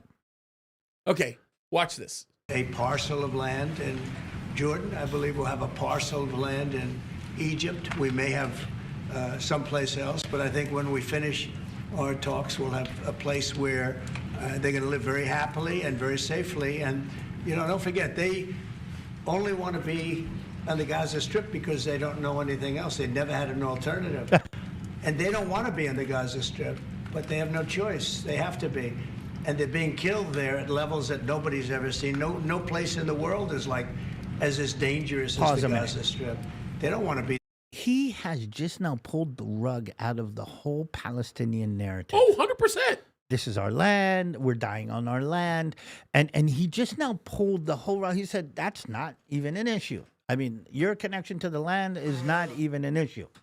You're only here because you don't know anything better. And we'll give you something better. And what he basically said is your willingness to die for Palestine. Your willingness to... He just now pulled the rug out of the whole Palestinian narrative that's been repeated all over the world. 100%. I'm dying to hear what the leftist liberals. Oh, they're going to lose their minds. But, I'm dying to hear what Al Jazeera is going to say on this one. We'll see. I mean, what is Al Jazeera going to say? Oh, that he's not connected to reality. He has no idea what he's talking about. Yeah, that's what they're saying. Yeah, but are they going to say it about Abdullah? Are they going to say it about bin Salman? Well, do you know that Al Jazeera was also kicked out of the West Bank, out of Judea and Samaria? Yeah, we did that. Well, Israel did that. Yeah. No, but there's other things. Again, what you're seeing here has a ripple effect. It affects in different places. I mean, I want to finish this, and I want to bring a story from Jordan and then see how this indicates this. They have no alternative. When they have an alternative, not one person will want to stay where they are. Nobody wants to stay there. They're living in hell. It's a death trap. Mr. President, how do you know that the Palestinians don't want to leave their land? Some people say this is... Mr. President, how do you know the Palestinians don't want to leave their land?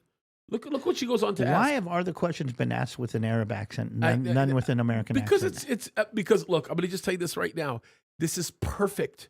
The president is loving this long time. This is a how do you say, a political pianist.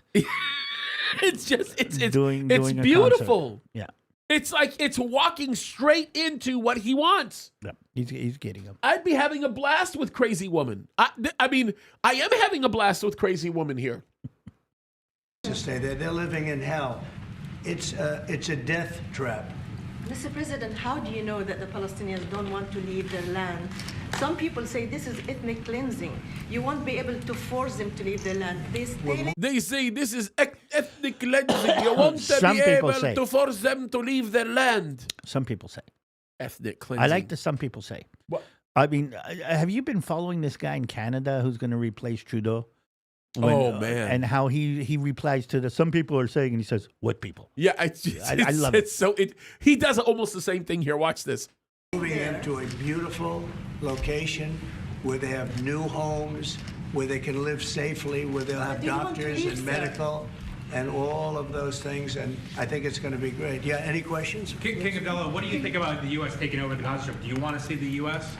own the Gaza Strip? Well, I think, as I said earlier, the president is looking at Egypt coming to present their plan. As I said, we will be in Saudi Arabia to discuss how we can work with the president and with the United States.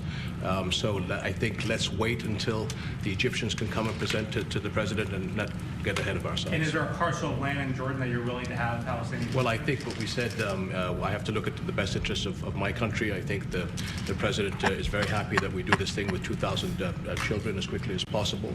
And again, I believe that the president is looking forward to getting a group of us Arabs here. to discuss the overall plan. And last question, the 2,000 children, are those from the Gaza Strip? Absolutely, from the Gaza Are Strip. you willing to change your mind? Absolutely from the Gaza Yeah. Strip. Absolutely. And then, are you willing to change your mind? Look at what she's going to do to try to redirect the words of the king. I want to see the joint press release. Oh, after this. I cannot wait. I cannot wait. But I think it'll be a couple hours from Ask now. Dale if he can check what's going on with that. Yeah. Dale, if you can, just keep an eye out. Go to the White House YouTube page and let me know if the joint press conference is up. And I don't think it's going to be up for a few hours. Okay. But anyway, we'll see. They will air it live. Yeah. So, okay. The 2,000 children, are those from the Gaza Strip? Absolutely, from the Gaza Are Strip. you willing to change your mind, Mr. That's from the President? Gaza Strip, the 2,000. Are you willing to change your mind if you hear the Egyptian and the Arab plan end of the month? If they present you something different, are you open to I another think plan? we sort of have gone down the line. We know pretty much what is going to be presented. And I think it's going to be something that's going to be magnificent for the Palestinians. They're going to be in love with it. I did very well with real estate. I can tell you about real estate. They're going to be in love with it. Mr. President, doesn't concern you Listen. that moving 2 million people from Doesn't it concern you, Mr. President, that they're moving too many people? Okay, watch. 2 Just million. watch. Too many people. Watch.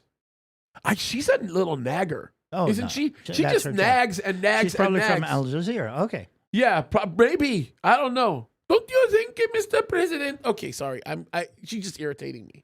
But let's go. President, doesn't concern you that moving 2 million people from It's a there. very small number of people relative to other things that have taken place over the decades and centuries. It's a very small number of people. I mean, there are parts of LA that have more than 2 million people living in it. Oh no. In LA County. I mean, there's 3.5 million refugees from Syria and Turkey right now. Yeah, I mean, There's it's- 1.5 million refugees from Syria and Egypt and Jordan right now. Yeah, it's ridiculous. They took 1 million. Wait a minute. Let me make this clear. Jordan took 1.5 million refugees from the Syrian civil war that are actually inside Jordan right now. Yep. And I would bet you anything they have. Those are all the people that occupy or was occupying the border between Syria and Jordan. Yep. Guaranteed. By the Because way- it's a security issue. By the way, that's one of the only places in the Middle East where there are American troops on the ground. Yep. Those American troops are actually defending these Syrian refugees inside Jordan. Yep. Okay, interesting. Yep. Okay, let's.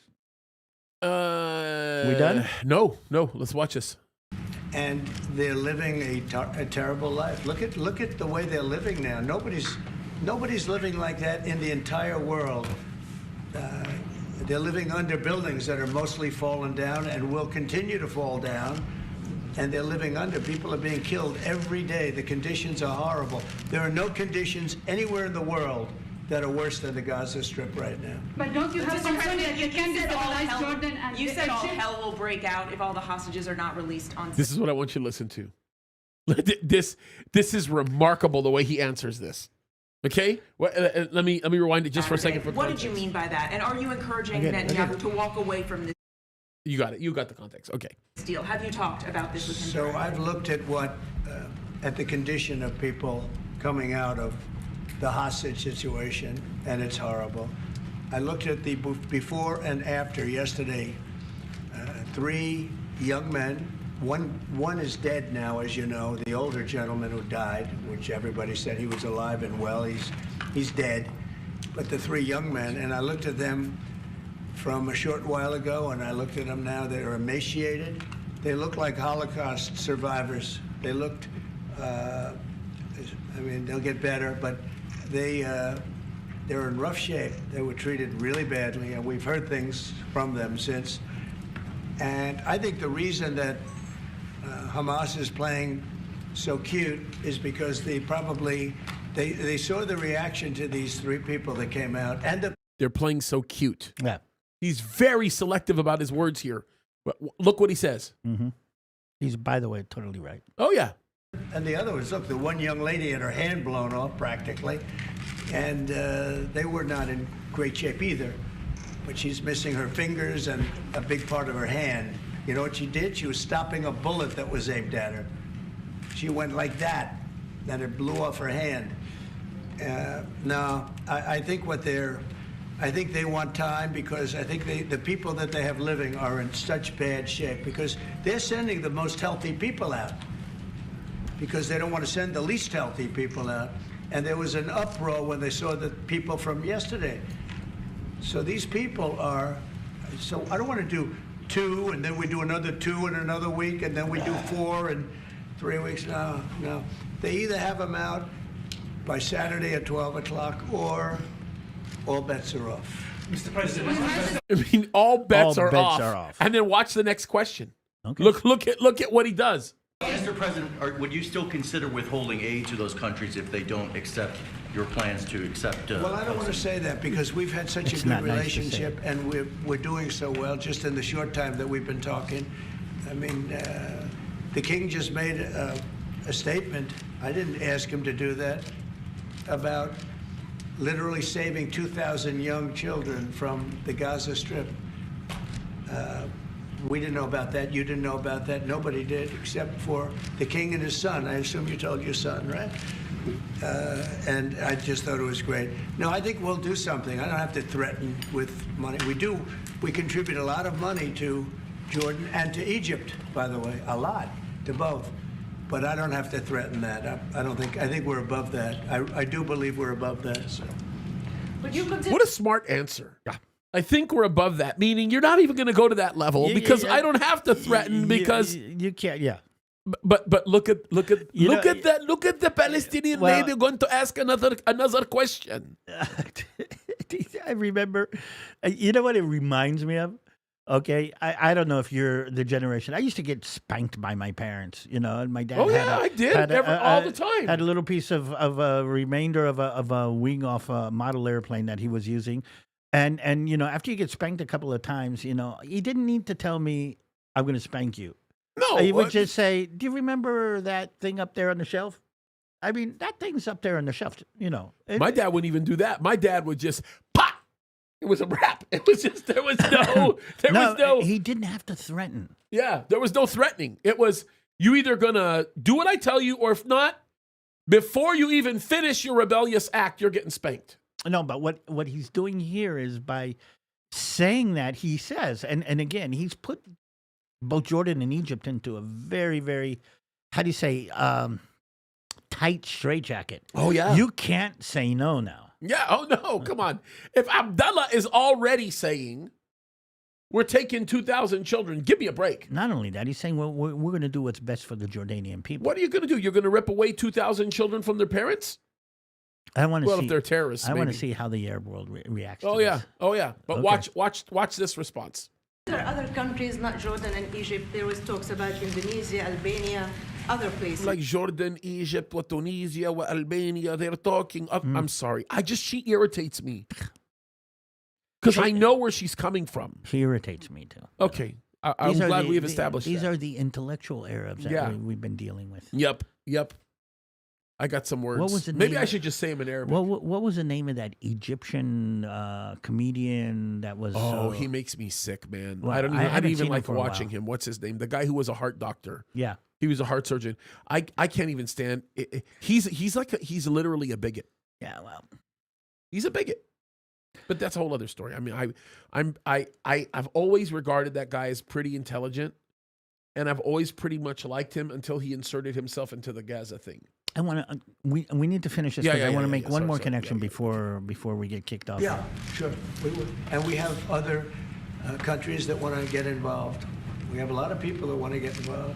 There's a great sense of wanting to help the Palestinians.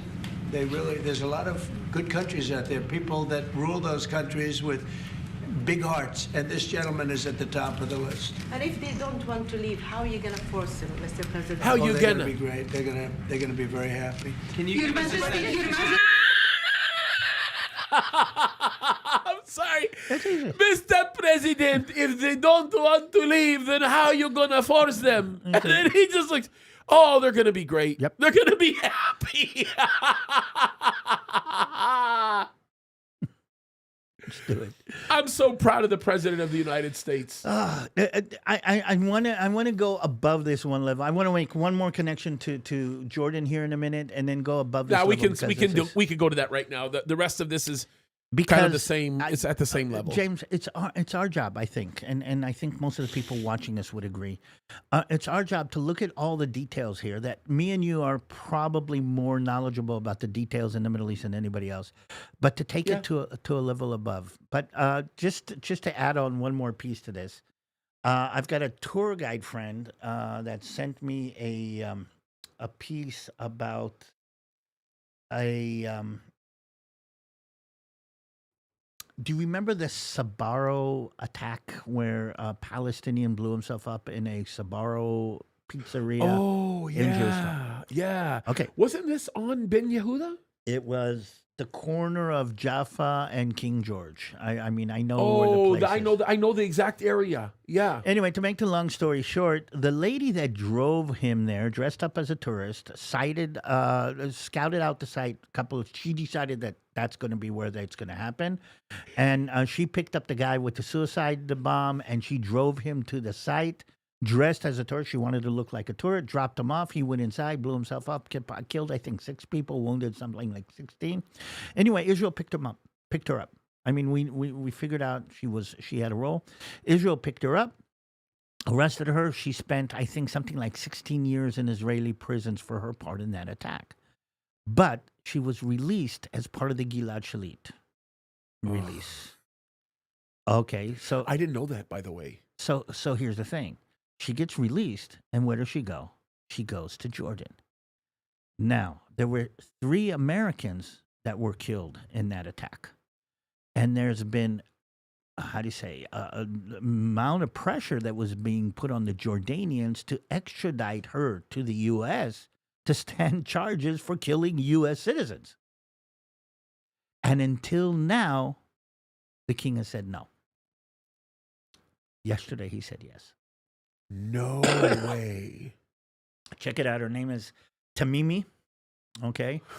I did not know. I knew of the attack because the attack happened after my 3rd trip to Israel. Mm-hmm. It was my 3rd trip to Israel, and we had missed it by a few weeks.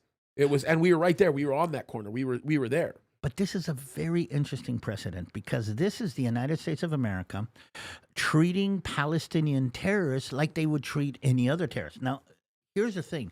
We as Israelis never understood why. Why do you kill Americans in Israel and America doesn't come after you? Yeah. Why do you murder Americans in anywhere else in the world?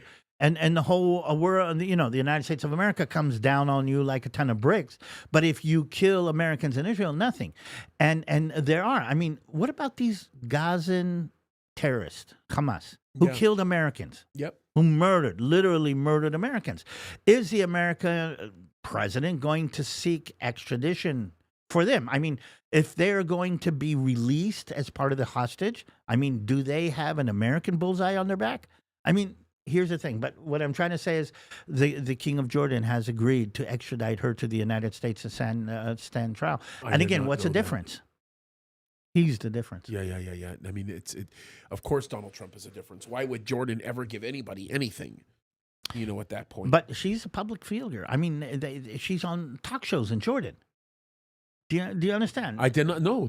I'm really shocked that I don't know anything about this. Well, check her out. It's this. Her name is Tamimi. Tamimi. Wow. Anyway, so wow. that's just another way to tie all of this together. But I want to step away from this and go a ways further. And I'm going to say this. As an Israeli today, if President Trump had been in office, if President Trump had not lost to Biden, there would have been no October 7th. There would have been no October 7th. Yep, 100%. And seeing how this is happening, this more than anything is proof, okay, of that difference. Yep. And I think this is important. And I'm going to say to the people listening to us, and again, I remember me being here. Remember, James, we were here before the elections and saying what happens in the White House is so important to Israel. And I think we're all sitting here with an agreement. Me as an Israeli from the Israeli point of view, me as an American from the American point of view, and saying what happened in this election has changed everything. Yeah. Oh, yeah. This included. I mean, it's the understatement of the century. Yeah, but I mean, there's 1,200 Israelis who were killed. Yeah. For that explicit reason, and again, and even if it had happened, it would have been over a long time ago. Yeah. If this is the way he treats that situation, if somebody had come to the Israeli government and said, and again, I brought up this before, in December the Hamas was about to crumble, was about to give in, was about to lay out the white flag because their people were starving, they were willing, and it was only Western pressure that made Israel let off the pressure. I agree. And allow this terrible, terrible event to last another year and a half. I mean, here's an interesting thought. How bad do you think God is going to judge Joe Biden? Like, what if he doesn't repent? What kind of literal hell is that guy going to face in the afterlife? I can't even imagine. Well, here's the question. Okay, not only Joe Biden. How about all the MSNBC people that actually lied and cheated? Oh yeah, and How knew about, they were did lying. You see the thing and knew about, they were cheating. Yeah, did you see the officers from CBS 60-minute interview with Kamala, and now what we're an releasing embarrassment. what they had done? And I forgot what that clown's name was. That the black guy that interviewed her.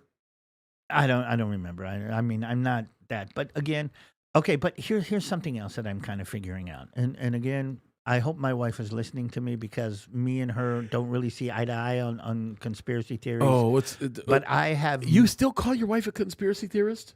Well, in some why days. don't you just admit that you're right? Your wife is right most of the time and get over it, bro. Oh, amen. You're always right. I mean, my love, you're always right. Okay. Did you just say? Christy certainly detected the sarcasm in that statement right there. You didn't have to point it out. I mean, I still got to eat tonight. But here's what I'm trying to say. But what's the disagreement? This is very interesting to me. I would love to know what the disagreement is because you want her to pay attention. So what's the statement? I've been listening to a deep kind of discussion and unpacking of the whole USAID thing. And it turns out that besides the rest of the $50 million going to condoms here and $20 million going to LBGT, whatever there, and all of that, there was a feedback cycle of resources where government money from USAID was paid into media figures. Oh, yeah. That later on allowed government money to be paid in. So there was this feedback kind of cycle. And I mean, I was saying to myself, okay, who is paying for the drag queens to go to kindergartens? Who's paying for, I mean, inside We've this been country? paying for it. We've been paying for it. We've been paying Soros for his lawyers to keep him safe from persecution. I mean, there's at some point, and here's I think something that we need to understand: evil uses evil to achieve its evil deeds. Are you ready? Are you ready for me to make you sick? Wait a minute. Let me finish this. And what I'm saying is, there is in evil a feedback mechanism. Oh yeah. And again, I mean, I'm sitting here next to a pastor, so I'm trying to kind of, that's the morality. At some point, the evil buys into the evil, that buys into the evil, and starts feeding back. But I want to stress something here that I think God has put in my heart to put here, because just like evil can create a feedback mechanism that enhances it, godliness can create a feedback mechanism sometimes that enhances itself. Oh, and yeah. what we're looking at here with everything that President Trump has been doing on all the different stages, including in the Super Bowl, thank God, okay, as I'm seeing the beginning of, and correct me if I'm wrong, some kind of feedback mechanism, some kind of snowball effect that is not only the issue or the event that he is actually touching, but it is creating a whole snowball effect on a lot of different things. Oh, yeah. No, and 100%. I think we're watching that happening. But I need to kind of remind us, just like evil does it, good does it. Just like good does it, evil does it. We have to start thinking about not only this event, but how do we stop the snowball effect? Oh, yeah. Of the things that need to be stopped. Look at this. If you want to get sick, and this is just the beginning. Okay, this is the Foreign Affairs Department.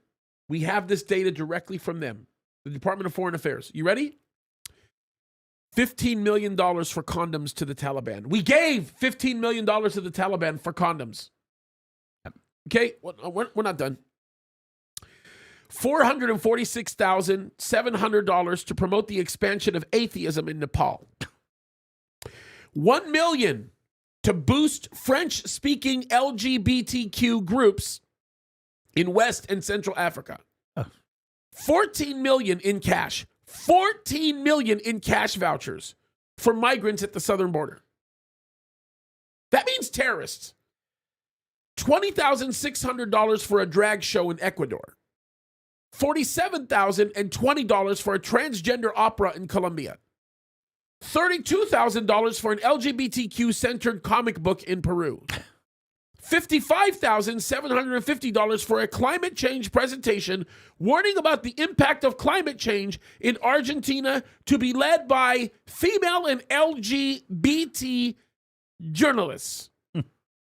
$3,315,446 for being LGBTQ in the Caribbean. I don't even know what the heck that means. You're LGBTQ, here's $3.5 million. Oh, yeah, I get a check. $7,071.58 for a BIPOC speaker series in California. And I didn't even know what BIPOC meant until I actually had to look it up. Black, Indigenous, person of color. It's ridiculous. $80,000. Does that mean I guess it could mean brown Indigenous people of color too. I'm brown Indigenous. I'm a BIPOC brother. Yeah. All right. $80,000. You're a person of color? So are you. You're just white. Yeah, well. You're a person of color. White's a color last time I checked. I think we're both persons of noisy colors. Oh, yeah, bro. You ain't kidding. Look at the red. That's right. This is the Arab-Jewish summit. $80,000 for an LGBTQ community center in Bratislava, Slovakia. $3.2 million to help Tunisian migrants readjust to life in Tunisia after deportation. That means if we find you here in the United States of America and you're a Tunisian terrorist, we're going to send you home with $3.2 million so you can get used to your Islamic terrorism again. $16,500 to foster a united and equal queer feminist discourse in Albanian society. $10,000 to pressure Lithuanian corporations to promote DEI values. $8,000 to promote DEI among LGBTQ groups in Cyprus. Wait a minute. No, wait a minute. I want to promote DEI in the LGBTQ. Among LGBTQs in Cyprus. In other words, if you're gay, we want to teach you how to do diversity, equity, inclusion. In other words, let me give you the translation for that, by the way. When you read 8,000 to promote DEI among LGBTQ groups in Cyprus, it means this. We're going to teach you how to be protesters. Yeah. We're going to teach you how to destabilize your country. We're paying for protest. Yep. Here it is. $1.5 million to promote job opportunities for LGBTQ individuals in Serbia. Serbia! $70,884 to create a U.S.-Irish musical to promote DEI in Ireland. Wait, so if I'm stepping out of the list and I'm going something else. If I open up the doors of the USAID, who's been promoting this, that means on all of the floors and all of the offices, all of the people are LGBTQ. Yeah. So this gets ridiculous. We're not even done yet. $39,652 to host seminars at Edinburgh International Book Festival on gender identity and racial equality. $2.5 million to build electric vehicle charging stations in Vietnam's largest city. They budgeted $100 million, and they only built one charging station in the United States. $425,622 to help Indonesian coffee companies become more climate and gender friendly. Something sick. Are you kidding me? Well, I mean, if I want to retire easily, I need to turn myself into LGBTQPRST. Yeah. Just become a member of the Alphabet Mafia, and I promise you. Well, not under this administration, bro. You'll be broke. But I mean, that we haven't even touched the surface. Ugh. I'm telling you, this is nasty. But what a great Jordanian story, by the way. That is great news. You want another one that's changed? Yeah. I just now picked up this one. Do you know what the pay for slay is in the Palestinian Authority? Oh, sure. So if you are a Palestinian and you kill a Jew, the Palestinian government will pay you. Support your family. Support your family. And again, as a result of what we're seeing here, Abbas has changed. Mahmoud Abbas is the head of the Palestinian Authority, has changed the bureaucracy of that. So they have created another nonprofit, I guess would be the way to call it, that the money goes into the nonprofit and from there they pay so that they cannot be held accountable for paying terrorists for terrorism. I just like, what in the world, huh? What in the world? Ray Goldsboro, man, thank you for your generosity. You need to read some of those.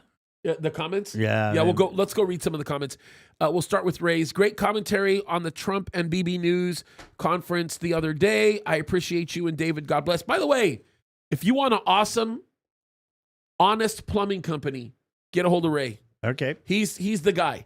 And I am not being paid to promote him. I'm just telling you, that's just from my personal experience with him.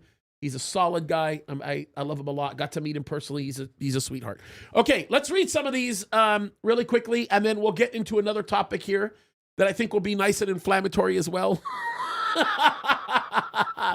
that I ever intended to be that way, but it is a little crazy. Okay, so Farmal Fanatic, you say the judges ruling against Trump are all progressive and will be overruled by the Supreme Court soon. Amen to that. You're absolutely right. Mm-hmm. James Popovich, thank you so much. Charlie McBride, we already thanked you, but you deserve another thank you. You're amazing. We read Dean's Sexy Tank Commander comment. Brad Brunn, you say, bro, David, you must have been the inspiration for the for the ZZ top song, Sharp Dressed Man. Oh, there you go. It's hilarious. There you go. That's hilarious. That song is actually, wasn't that song the Duck Dynasty theme song for a little while? I don't know. I'm almost certain it was.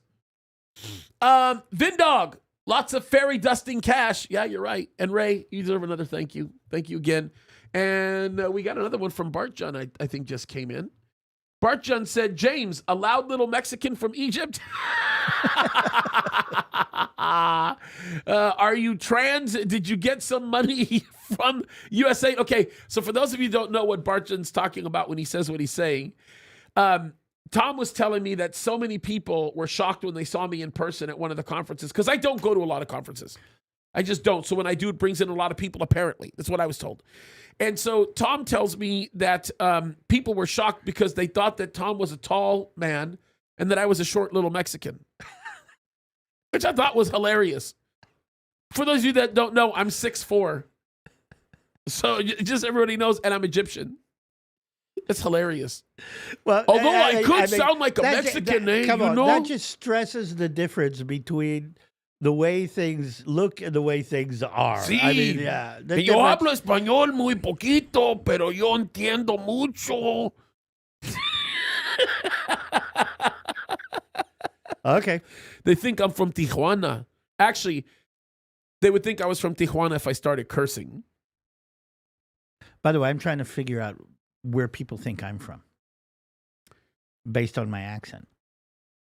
I don't know. This is kind of interesting because your accent is not distinguishable. Like you do not have like a straight out Israeli accent. There's still a little bit of that East Coast in your accent that's mixed with the Israeli. It's very different. It's very different. Really? It is.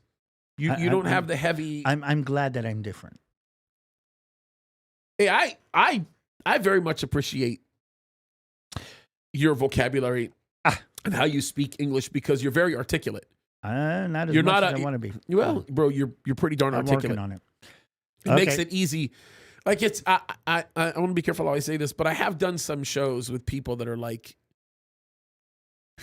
this is like pulling teeth. I'm not enjoying this. There are versions of English that are very hard to understand. Oh, bro. Oh, have you ever worked with Indians? English from India? Oh, bro, I've done it. Listen, I've done a few. Well, you can be met with what is like that. What is the problem? Why are you so upset? We are going to get ourselves in trouble because I can't even do it well. Why are you so upset? Oh man, see, David, you're gonna get me busted, bro. You're gonna get me in big trouble. Oh, it's different. I did do an interview once with a Jewish lady, beautiful, precious Jewish lady that I could barely understand her English. It was very difficult to understand her English. Oh, there it is. Okay. But I will tell you one guy that I got to interview that spoke Arabic like he was born in Egypt. It was scary. Oh, the Shabbat. Yeah, he was a Shabbat guy. Shabbat guy. Who, by the way, is very embarrassed by what his agency is doing right now. Okay. Yeah, I can understand. Huge pro BB guy. He is. Like if you heard some of the things that like he told me off the record, it'd probably blow your mind. Really? Oh yeah, I got some good insight from him on stuff. It's amazing. That was the guy that interviewed Yahya Sinwar. We have the recording of that. He did a great job. He's a smart man. Oh, by the way, before I forget, there's something I want to send you from Gadi Taub. Gadi Taub is. What did Gadi say? Well, it's about his relationship with God. Very interesting. Oh, really? Yeah, I saw him in an interview a little while ago. Send it to me. I will. Because Gadi is a personal friend of mine. Yeah. Well, you know the Gadi now. Was it the first time you ever got to talk to him? Was before I interviewed him? Oh, Gadi? I think so. Yeah. When you were interviewing him here, I got to talk to him. He's a very dear friend. I love him. I talk to him almost. There have been times where I've talked to him every day, depending on how busy things get in Israel. But I talk to him a lot. We text each other a lot, and we talk a lot. Let me see. Ben Breezy, I've been watching you for about 2 years now, and it's crazy how fast everything is moving. Thank you for your work. Thank you. God bless you. What a blessing. This is your first time doing a super chat on a live stream. You're amazing. Thank you. What were you gonna tell me about the? Well, I guess you have to tell me about that. What did he say online? What did Gadi say? Well, somebody asked him about his relationship with God. Yeah, he considers himself to be secular. He does. He calls himself an atheist. Yeah. But he said something very interesting, and basically he says, "I was brought up as a secular mapainik," meaning Jewish left socialist, in Israel and everything. But he's saying, "I see the need for religion in the public sphere." Huh. And he to a certain extent is going down the Jordan Peterson road, and actually he says the cultural Christian. Well, the cultural religious. I'm thinking he's on the Jewish side, but he is saying that we and basically he said something like, we in Israel need to accept the more Mizrahi, the more Eastern identity, where religion and day-to-day life and politics are not completely separated. Ooh. So I'll send you the quote. I'll send you the link. But Gadi is one of the most intelligent men that I know. He's very articulate, and I'm telling you, it's not going to be long before he walks away from the atheism argument. Okay, so that's what, again, and here's the thing, and maybe Gadi's another instance. There are a couple of people in the Israeli left-wing moved right sphere, people like Einat Wilf, people like, a couple of those who moved from one side to the other. What's her name? I really like her, and I keep forgetting her name. The British author that was very leftist. And Oh, is a huge defender of Israel. I know who you mean. Gaddy just interviewed her. I haven't got to see. I know, but I don't remember her name. But yeah, I know who you mean. There are a couple of them. Very smart Maybe woman. we should put together a list of people that we believe are worth following. I think in this dynamic and we do should something like interview that. them. We should all bring them here and we interview. can try that. We can. What I'm trying to say is this: Gaddi, like a lot of other people, and we're going to see this in the United States, are people are going to stand up and say, "Okay, maybe I'm not a born again Christian, maybe I'm not an Orthodox Jew, but Christianity and Judaism has to be a part of our national identity." That's what Gaddi was saying. Oh man, you have to show me that. That's. I'm not surprised that Gaddi would say that. But what I'm trying to say is, I'm not surprised Gaddi is saying, but we're going to see a lot of this, and I'm going to say this, and maybe this is a platform. If you're a church, or if you're an organization, or if you're Christian, now is the time to hit that. We want the story of Jesus to be in our public sphere. Yeah, it's not a how do you say, it's not a buzz, it's not a bad word anymore, and even it has to be brought back into, how do you say, the public domain, for lack of a better word. I would and that's something that we're seeing in Israel right now. By the way, that is why organizations like Gijon Springs that are supporting Israel in the name of Jesus are so important. We're going to Israel and saying, we love you, the Jewish people, because we are followers of Jesus. That is something that needs to be done. And again, it's an important organization. Melinda, what are you doing, sweetheart? It's very generous of you. Melinda goes to our church, and she's a dear friend of mine.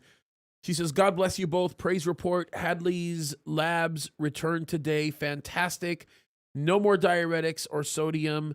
No more weekly lab draws. Praise God. Precious Hadley. Hallelujah. We pray for Hadley every single night.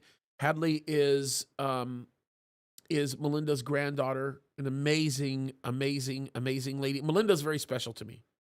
Melinda is a massive fighter. She stood up for things that nobody around her did. She is the mother of somebody who is active in the Special Forces community. And she's just a hero. I just love Melinda.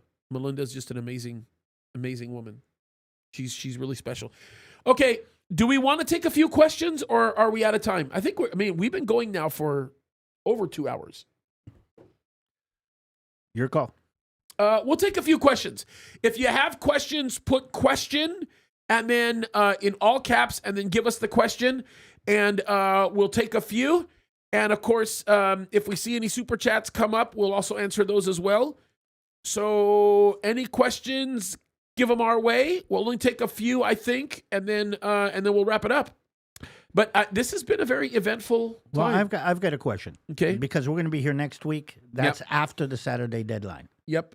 What do you think is going to be different? Bro, I think we're going to hear about Israel just completely flattening Gaza. I don't know if you know, but Israel's calling up reserves right now. Oh, I know. I heard that. Matter of fact, you know where I heard that from? I heard that from, it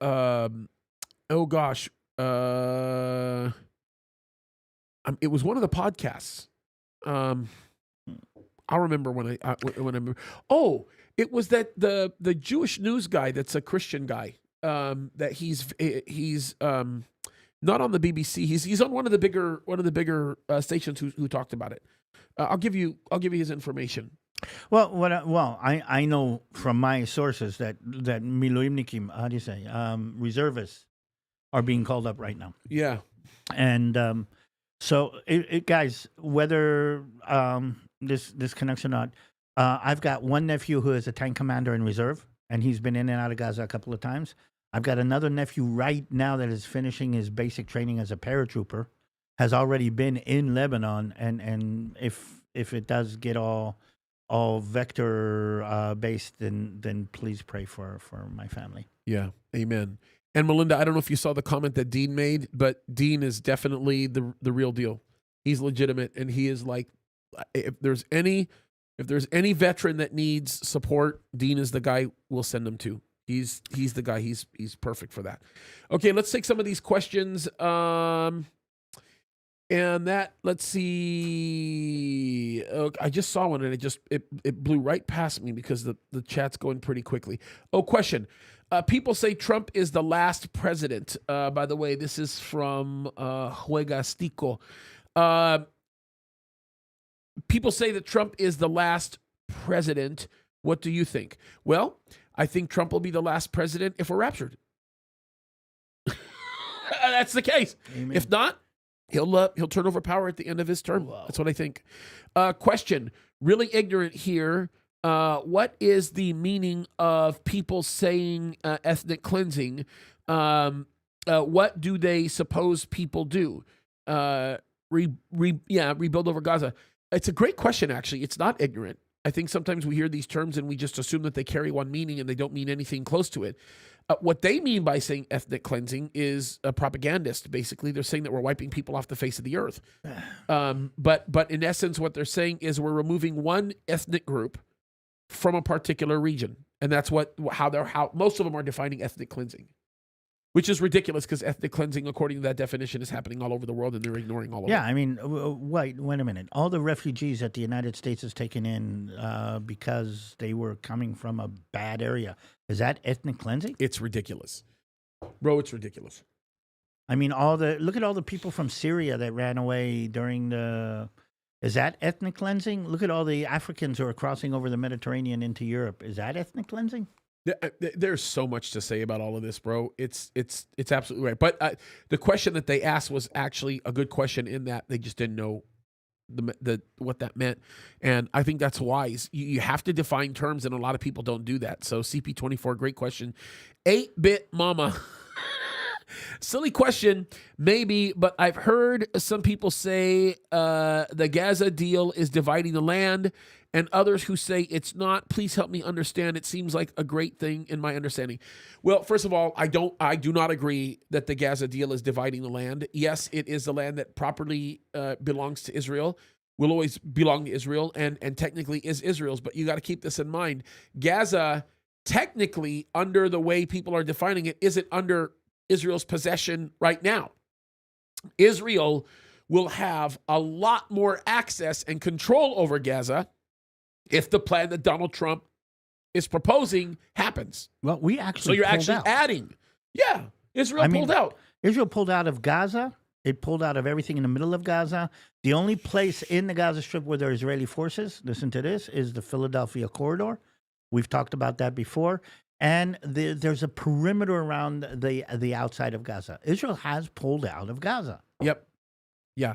So these are great questions. We'll take a few more. Let me see here. By the way, side note for that question, I put up a YouTube video last night about the Gaza issue and about what Gaza Strip is, how it was created, and what that means. So if you want a little bit of a background on that one, just go to thebalaganconnection.com. The Balagan Connection on YouTube, and there's a deeper explanation about that. Okay, here's a good question. This is Cyfret 5. What do you think the holdup is on the sacrifice of the red heifers? Well, the agreement to build the temple. That's the holdup. You can't sacrifice the red heifers per Leviticus until the temple is ready to be built. So it's part of that dedication feast before, or the dedication process before you build the temple. Okay. For those of you who know the system, the red heifers do not have to be sacrificed on the Temple Mount. That's right. They can be sacrificed anywhere. There's other places. It's the ashes. How do you know it didn't happen? How do you know it hasn't happened? Yeah. I assume that it hasn't, only because those 3 red heifers are still being talked about and all of that. But the other thing too is that you'd have to be able to reasonably assume that you can build the temple in a reasonable time before you sacrifice. Actually, technically, you probably wouldn't. You just hold on to the ashes. Yeah, I mean. Yeah, no, you're right. Yeah, you're right. What's to say they haven't? You're traditionally, right. That has nothing to do with anything, and I don't know if they're. I mean, remember there were 5, now there are 3. Where are the other 2? Yeah. Maybe you're right. Maybe because they said they were imperfect and they had to throw them out. Maybe that's not the case. Maybe you're right. That's actually good. That's Christy beginning to have an influence on you. That's good for you, Christy. She's It's laughing good. right now. Hey, I'm all for that. I think more power to you. Okay, here's another question, and let me see here. This is from a guy who's just got the weirdest name in the world, Justin Baca. You have any idea who this guy is? I know. He sounds like a weirdo. I know that guy. I know that guy. That would be your son-in-law. Totally. That would be your son. He's an intelligent young man. I actually really like Justin. Justin's good people. So here's this question. Do you think J.D. Vance was being political in his statement about biblical standards? Meaning family first, neighborhood, community, country, or do you think he really means that? No, I think he really means it. I think J.D. Vance really means it. I think J.D. Vance, by the way, I never heard the statement, but I've heard people telling me he's made the statement. Have you watched the movie that's based on his book? No. You should. No. Me and Christy sat down and watched it. Tell me about it. Okay. I mean, it's about his upbringing in, I don't know, hillbilly, whatever. I don't even remember where it was. But basically, it's the Ozarks, I think. Yeah. I mean, it's somewhere out there. I know it sounds weird to say it, but J.D. Vance, white trash. Well, dude, you're going to get me in trouble. Well, first, y'all starting with the Indian stuff, and then now y'all talking about. Well, here's the thing. It is true. He comes from that kind of background, but he is proof that, and he's going to say it, and the movie says it again and again. Okay, the only way that you pull yourself out of that kind of terrible, and he suffered from a mother who was addictive. What do you call it? She was an alcoholic, but she's not anymore. Matter of fact, she was standing there for the. It was only family that actually pulled him out of this, and pulled his mother out of this. Yeah. So I don't think for J.D. Vance it's a political statement. I think J.D. Vance, in his mind and in his soul, and the movie actually indicates the role that his wife had in holding his head above the water during the hard times. Okay, I can't help but say, I saw the movie, I haven't read the book, but that does indicate that he deeply believes that his family was a major role in getting him to where he is today. That's right. And by the way, I want to make this statement. When David talked about white trash, this is the only white trash that we talk about, right? This is it right here. This is white trash. That's it. I want to know that for the record, especially for YouTube. I want everybody to know that. Okay. Justin, you're getting us in trouble. Hey, bro, it's hilarious. Margaret, you say you're confused about the children. They were talking about being taken for medical treatment. Is this a really good thing? Yeah. Oh yeah. It's a hugely good thing for a lot of reasons. Because it's basically the King of Jordan conceding to the fact that they're going to help with the Gaza movement. So it's a good thing. And if you're helping children, is that a good thing? Yeah, it's always a good thing. By the way, before I turn away from the Justin issue, because it's an important one, Justin's going to be with me in Israel next month. We got to start praying. We got to pray for Israel, bro. Well, yeah. That's scary. I mean, I'm gonna get him to eat some normal food. I've got to introduce him to shawarma. He doesn't eat any of that stuff, bro? No, not yet. What's wrong with him? I mean, he's into Mexican stuff. I mean, that's part of it. But okay, well, but let what him I'm go trying get to one say of those shawarmas from the old city, and it'll feel like a high-end, high-quality burrito. What I'm trying to say is this: watch us when we're in Israel. It's going to be me and Justin filming on different sites and everything, and talking one generation to another generation. It's going to be really, really cool. So I'm just kind of hyping that up. Okay. Let's look at this. We got a few more. We'll take a few more. Let me see here. Wait, did I just miss it?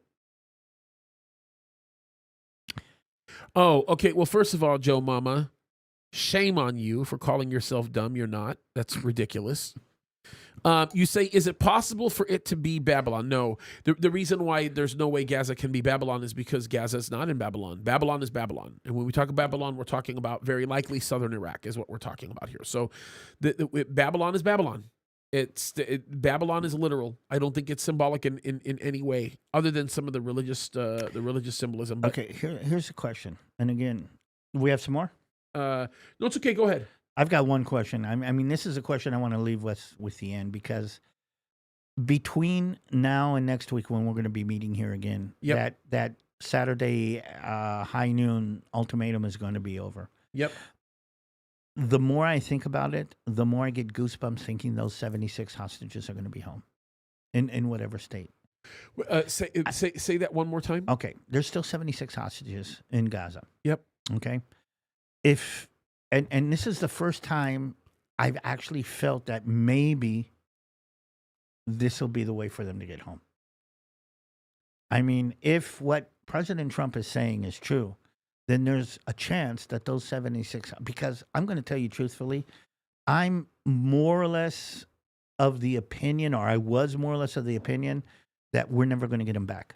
Yeah. So because I think even President Trump has said something, because it doesn't make any terrorist, crazy, evil person logic for them to release all the hostages. It makes sense for them to keep some hostages as long as they can, because that's the only card they have to play in this game. And what I'm trying to say is, I'm kind of half letting myself appreciate or sink into the idea that maybe they will, maybe he can pull off an end to this and some kind of jump off to a better future. Okay, so I'll go back to I'll answer that, because that's a heavy question actually, and it's kind of loaded. Dean said that I missed a super chat, so I went and I found it. And I did miss it. I did. I actually miss it did on not purpose, see it. Dean, No, or did he not? no. I just didn't see it. Dean says 2 questions for David. Can he afford a 250-pound carry-on? And does it have a breathing hole in it? 250 pounds. Yeah, meaning he wants you to smuggle him to Israel. I'm assuming that's what that means. Gosh, I love that man. His sense of humor is not as hilarious as Brad's, but it's there. He's hilarious.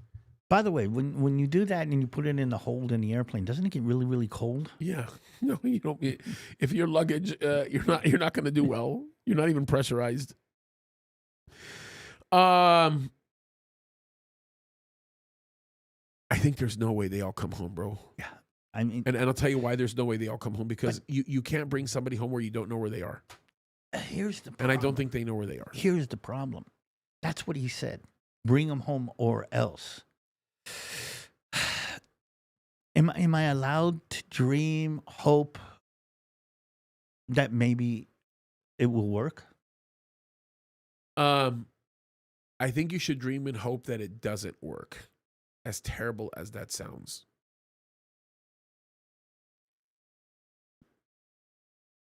That's assuming they're all dead. And I'll tell you why. Because if we come to Saturday and we don't see any movement, then Israel's going to do what it should have done a long time ago. We haven't talked. One of the things I was going to bring up is the whole idea of what we call, or what diplomatic world calls brinkmanship, that Iran was very good at playing with, and the Hamas is very good at playing with. Okay, there's a brinkmanship. I think what we're going to see, if I'm reading it correctly, and you're going to be able to fact check me on next Tuesday, is that they're going to release 3 hostages on Saturday. 3, as part of the original agreement. Well, they said they weren't now. Well, they said they weren't, but they will. I mean, they're going to release 3 hostages the day before Saturday. Israel's going to be in this terrible, terrible situation of agreeing to accept the 3 hostages, okay, and continue no, but David, the first stage. But did you hear what Hamas said? Their last statement, the last known statement that we have, is they're not releasing anybody.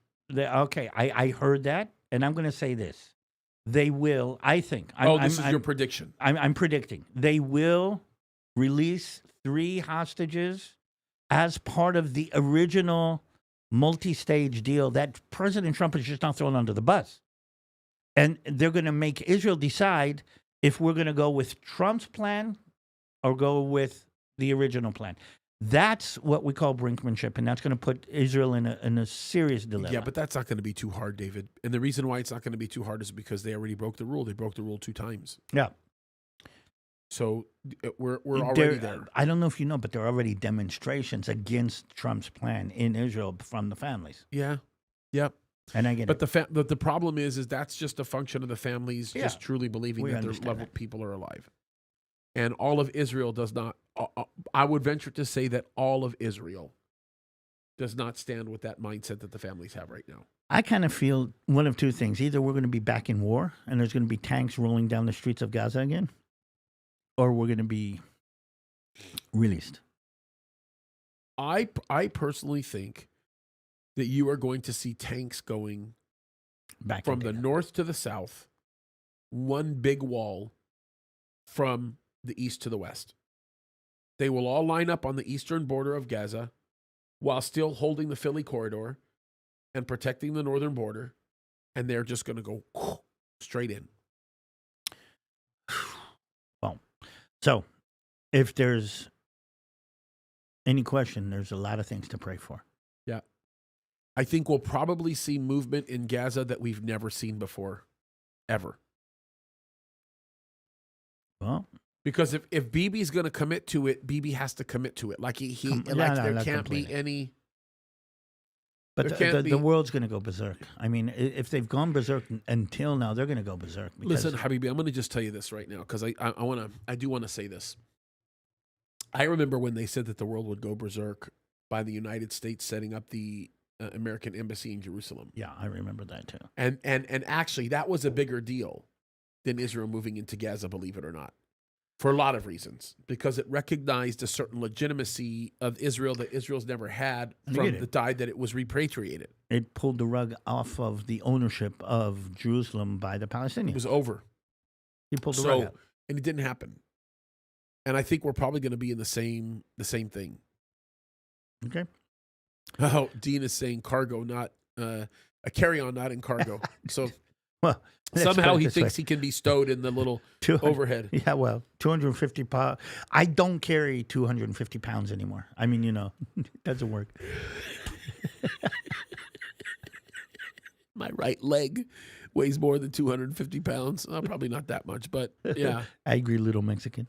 Oh, my goodness. That short little Mexican. Hola, ¿qué tal? All right. I know there were some other questions, but I think we're going to wrap it up. We have been on for 2 hours and 41 minutes. I think that's a record for us. It is. The topic is remarkable. Don't get me wrong. It was a good topic. And I think we had a lot of viewers today. Yeah, we did. A lot of people watching. I think by the time all is said and done, watch hours will be pretty substantial. With 9,000 people that have watched so far, which is great. So it's good thank to see you a lot all. of people being Thank you on and pray for us. Yep. All right. Let's close it up. Father, we thank you, Lord, for this time. We thank you for the blessing, Lord, that we have. I thank you, Lord, for the friendship that you've given me and David, Lord, just being brothers and enjoying one another's company and the ministry that we have together, Lord. And I thank you for the friendship and the blessing that I have of everybody in this audience, Lord, that we get to be close and share with one another all this news as it's happening. I pray that you would bless them, watch over them, Lord, keep them, have your hand upon them, protect them, and help us, Lord, to continue to make sense of all the things that are around us, Lord, as we go into your word to find the answers. So, Lord, we love you, we look to you, we thank you, and we ask these things in Jesus' name we pray. Amen. Amen. All right, guys, God bless you, we love you. I may do a few pop-up live videos if the news gets intense enough. So look at the channel and see. I will probably do that. And I might even be able to bring David in if we can do it remotely and have a conversation, okay? Love you guys. God bless you. Keep fighting the good fight.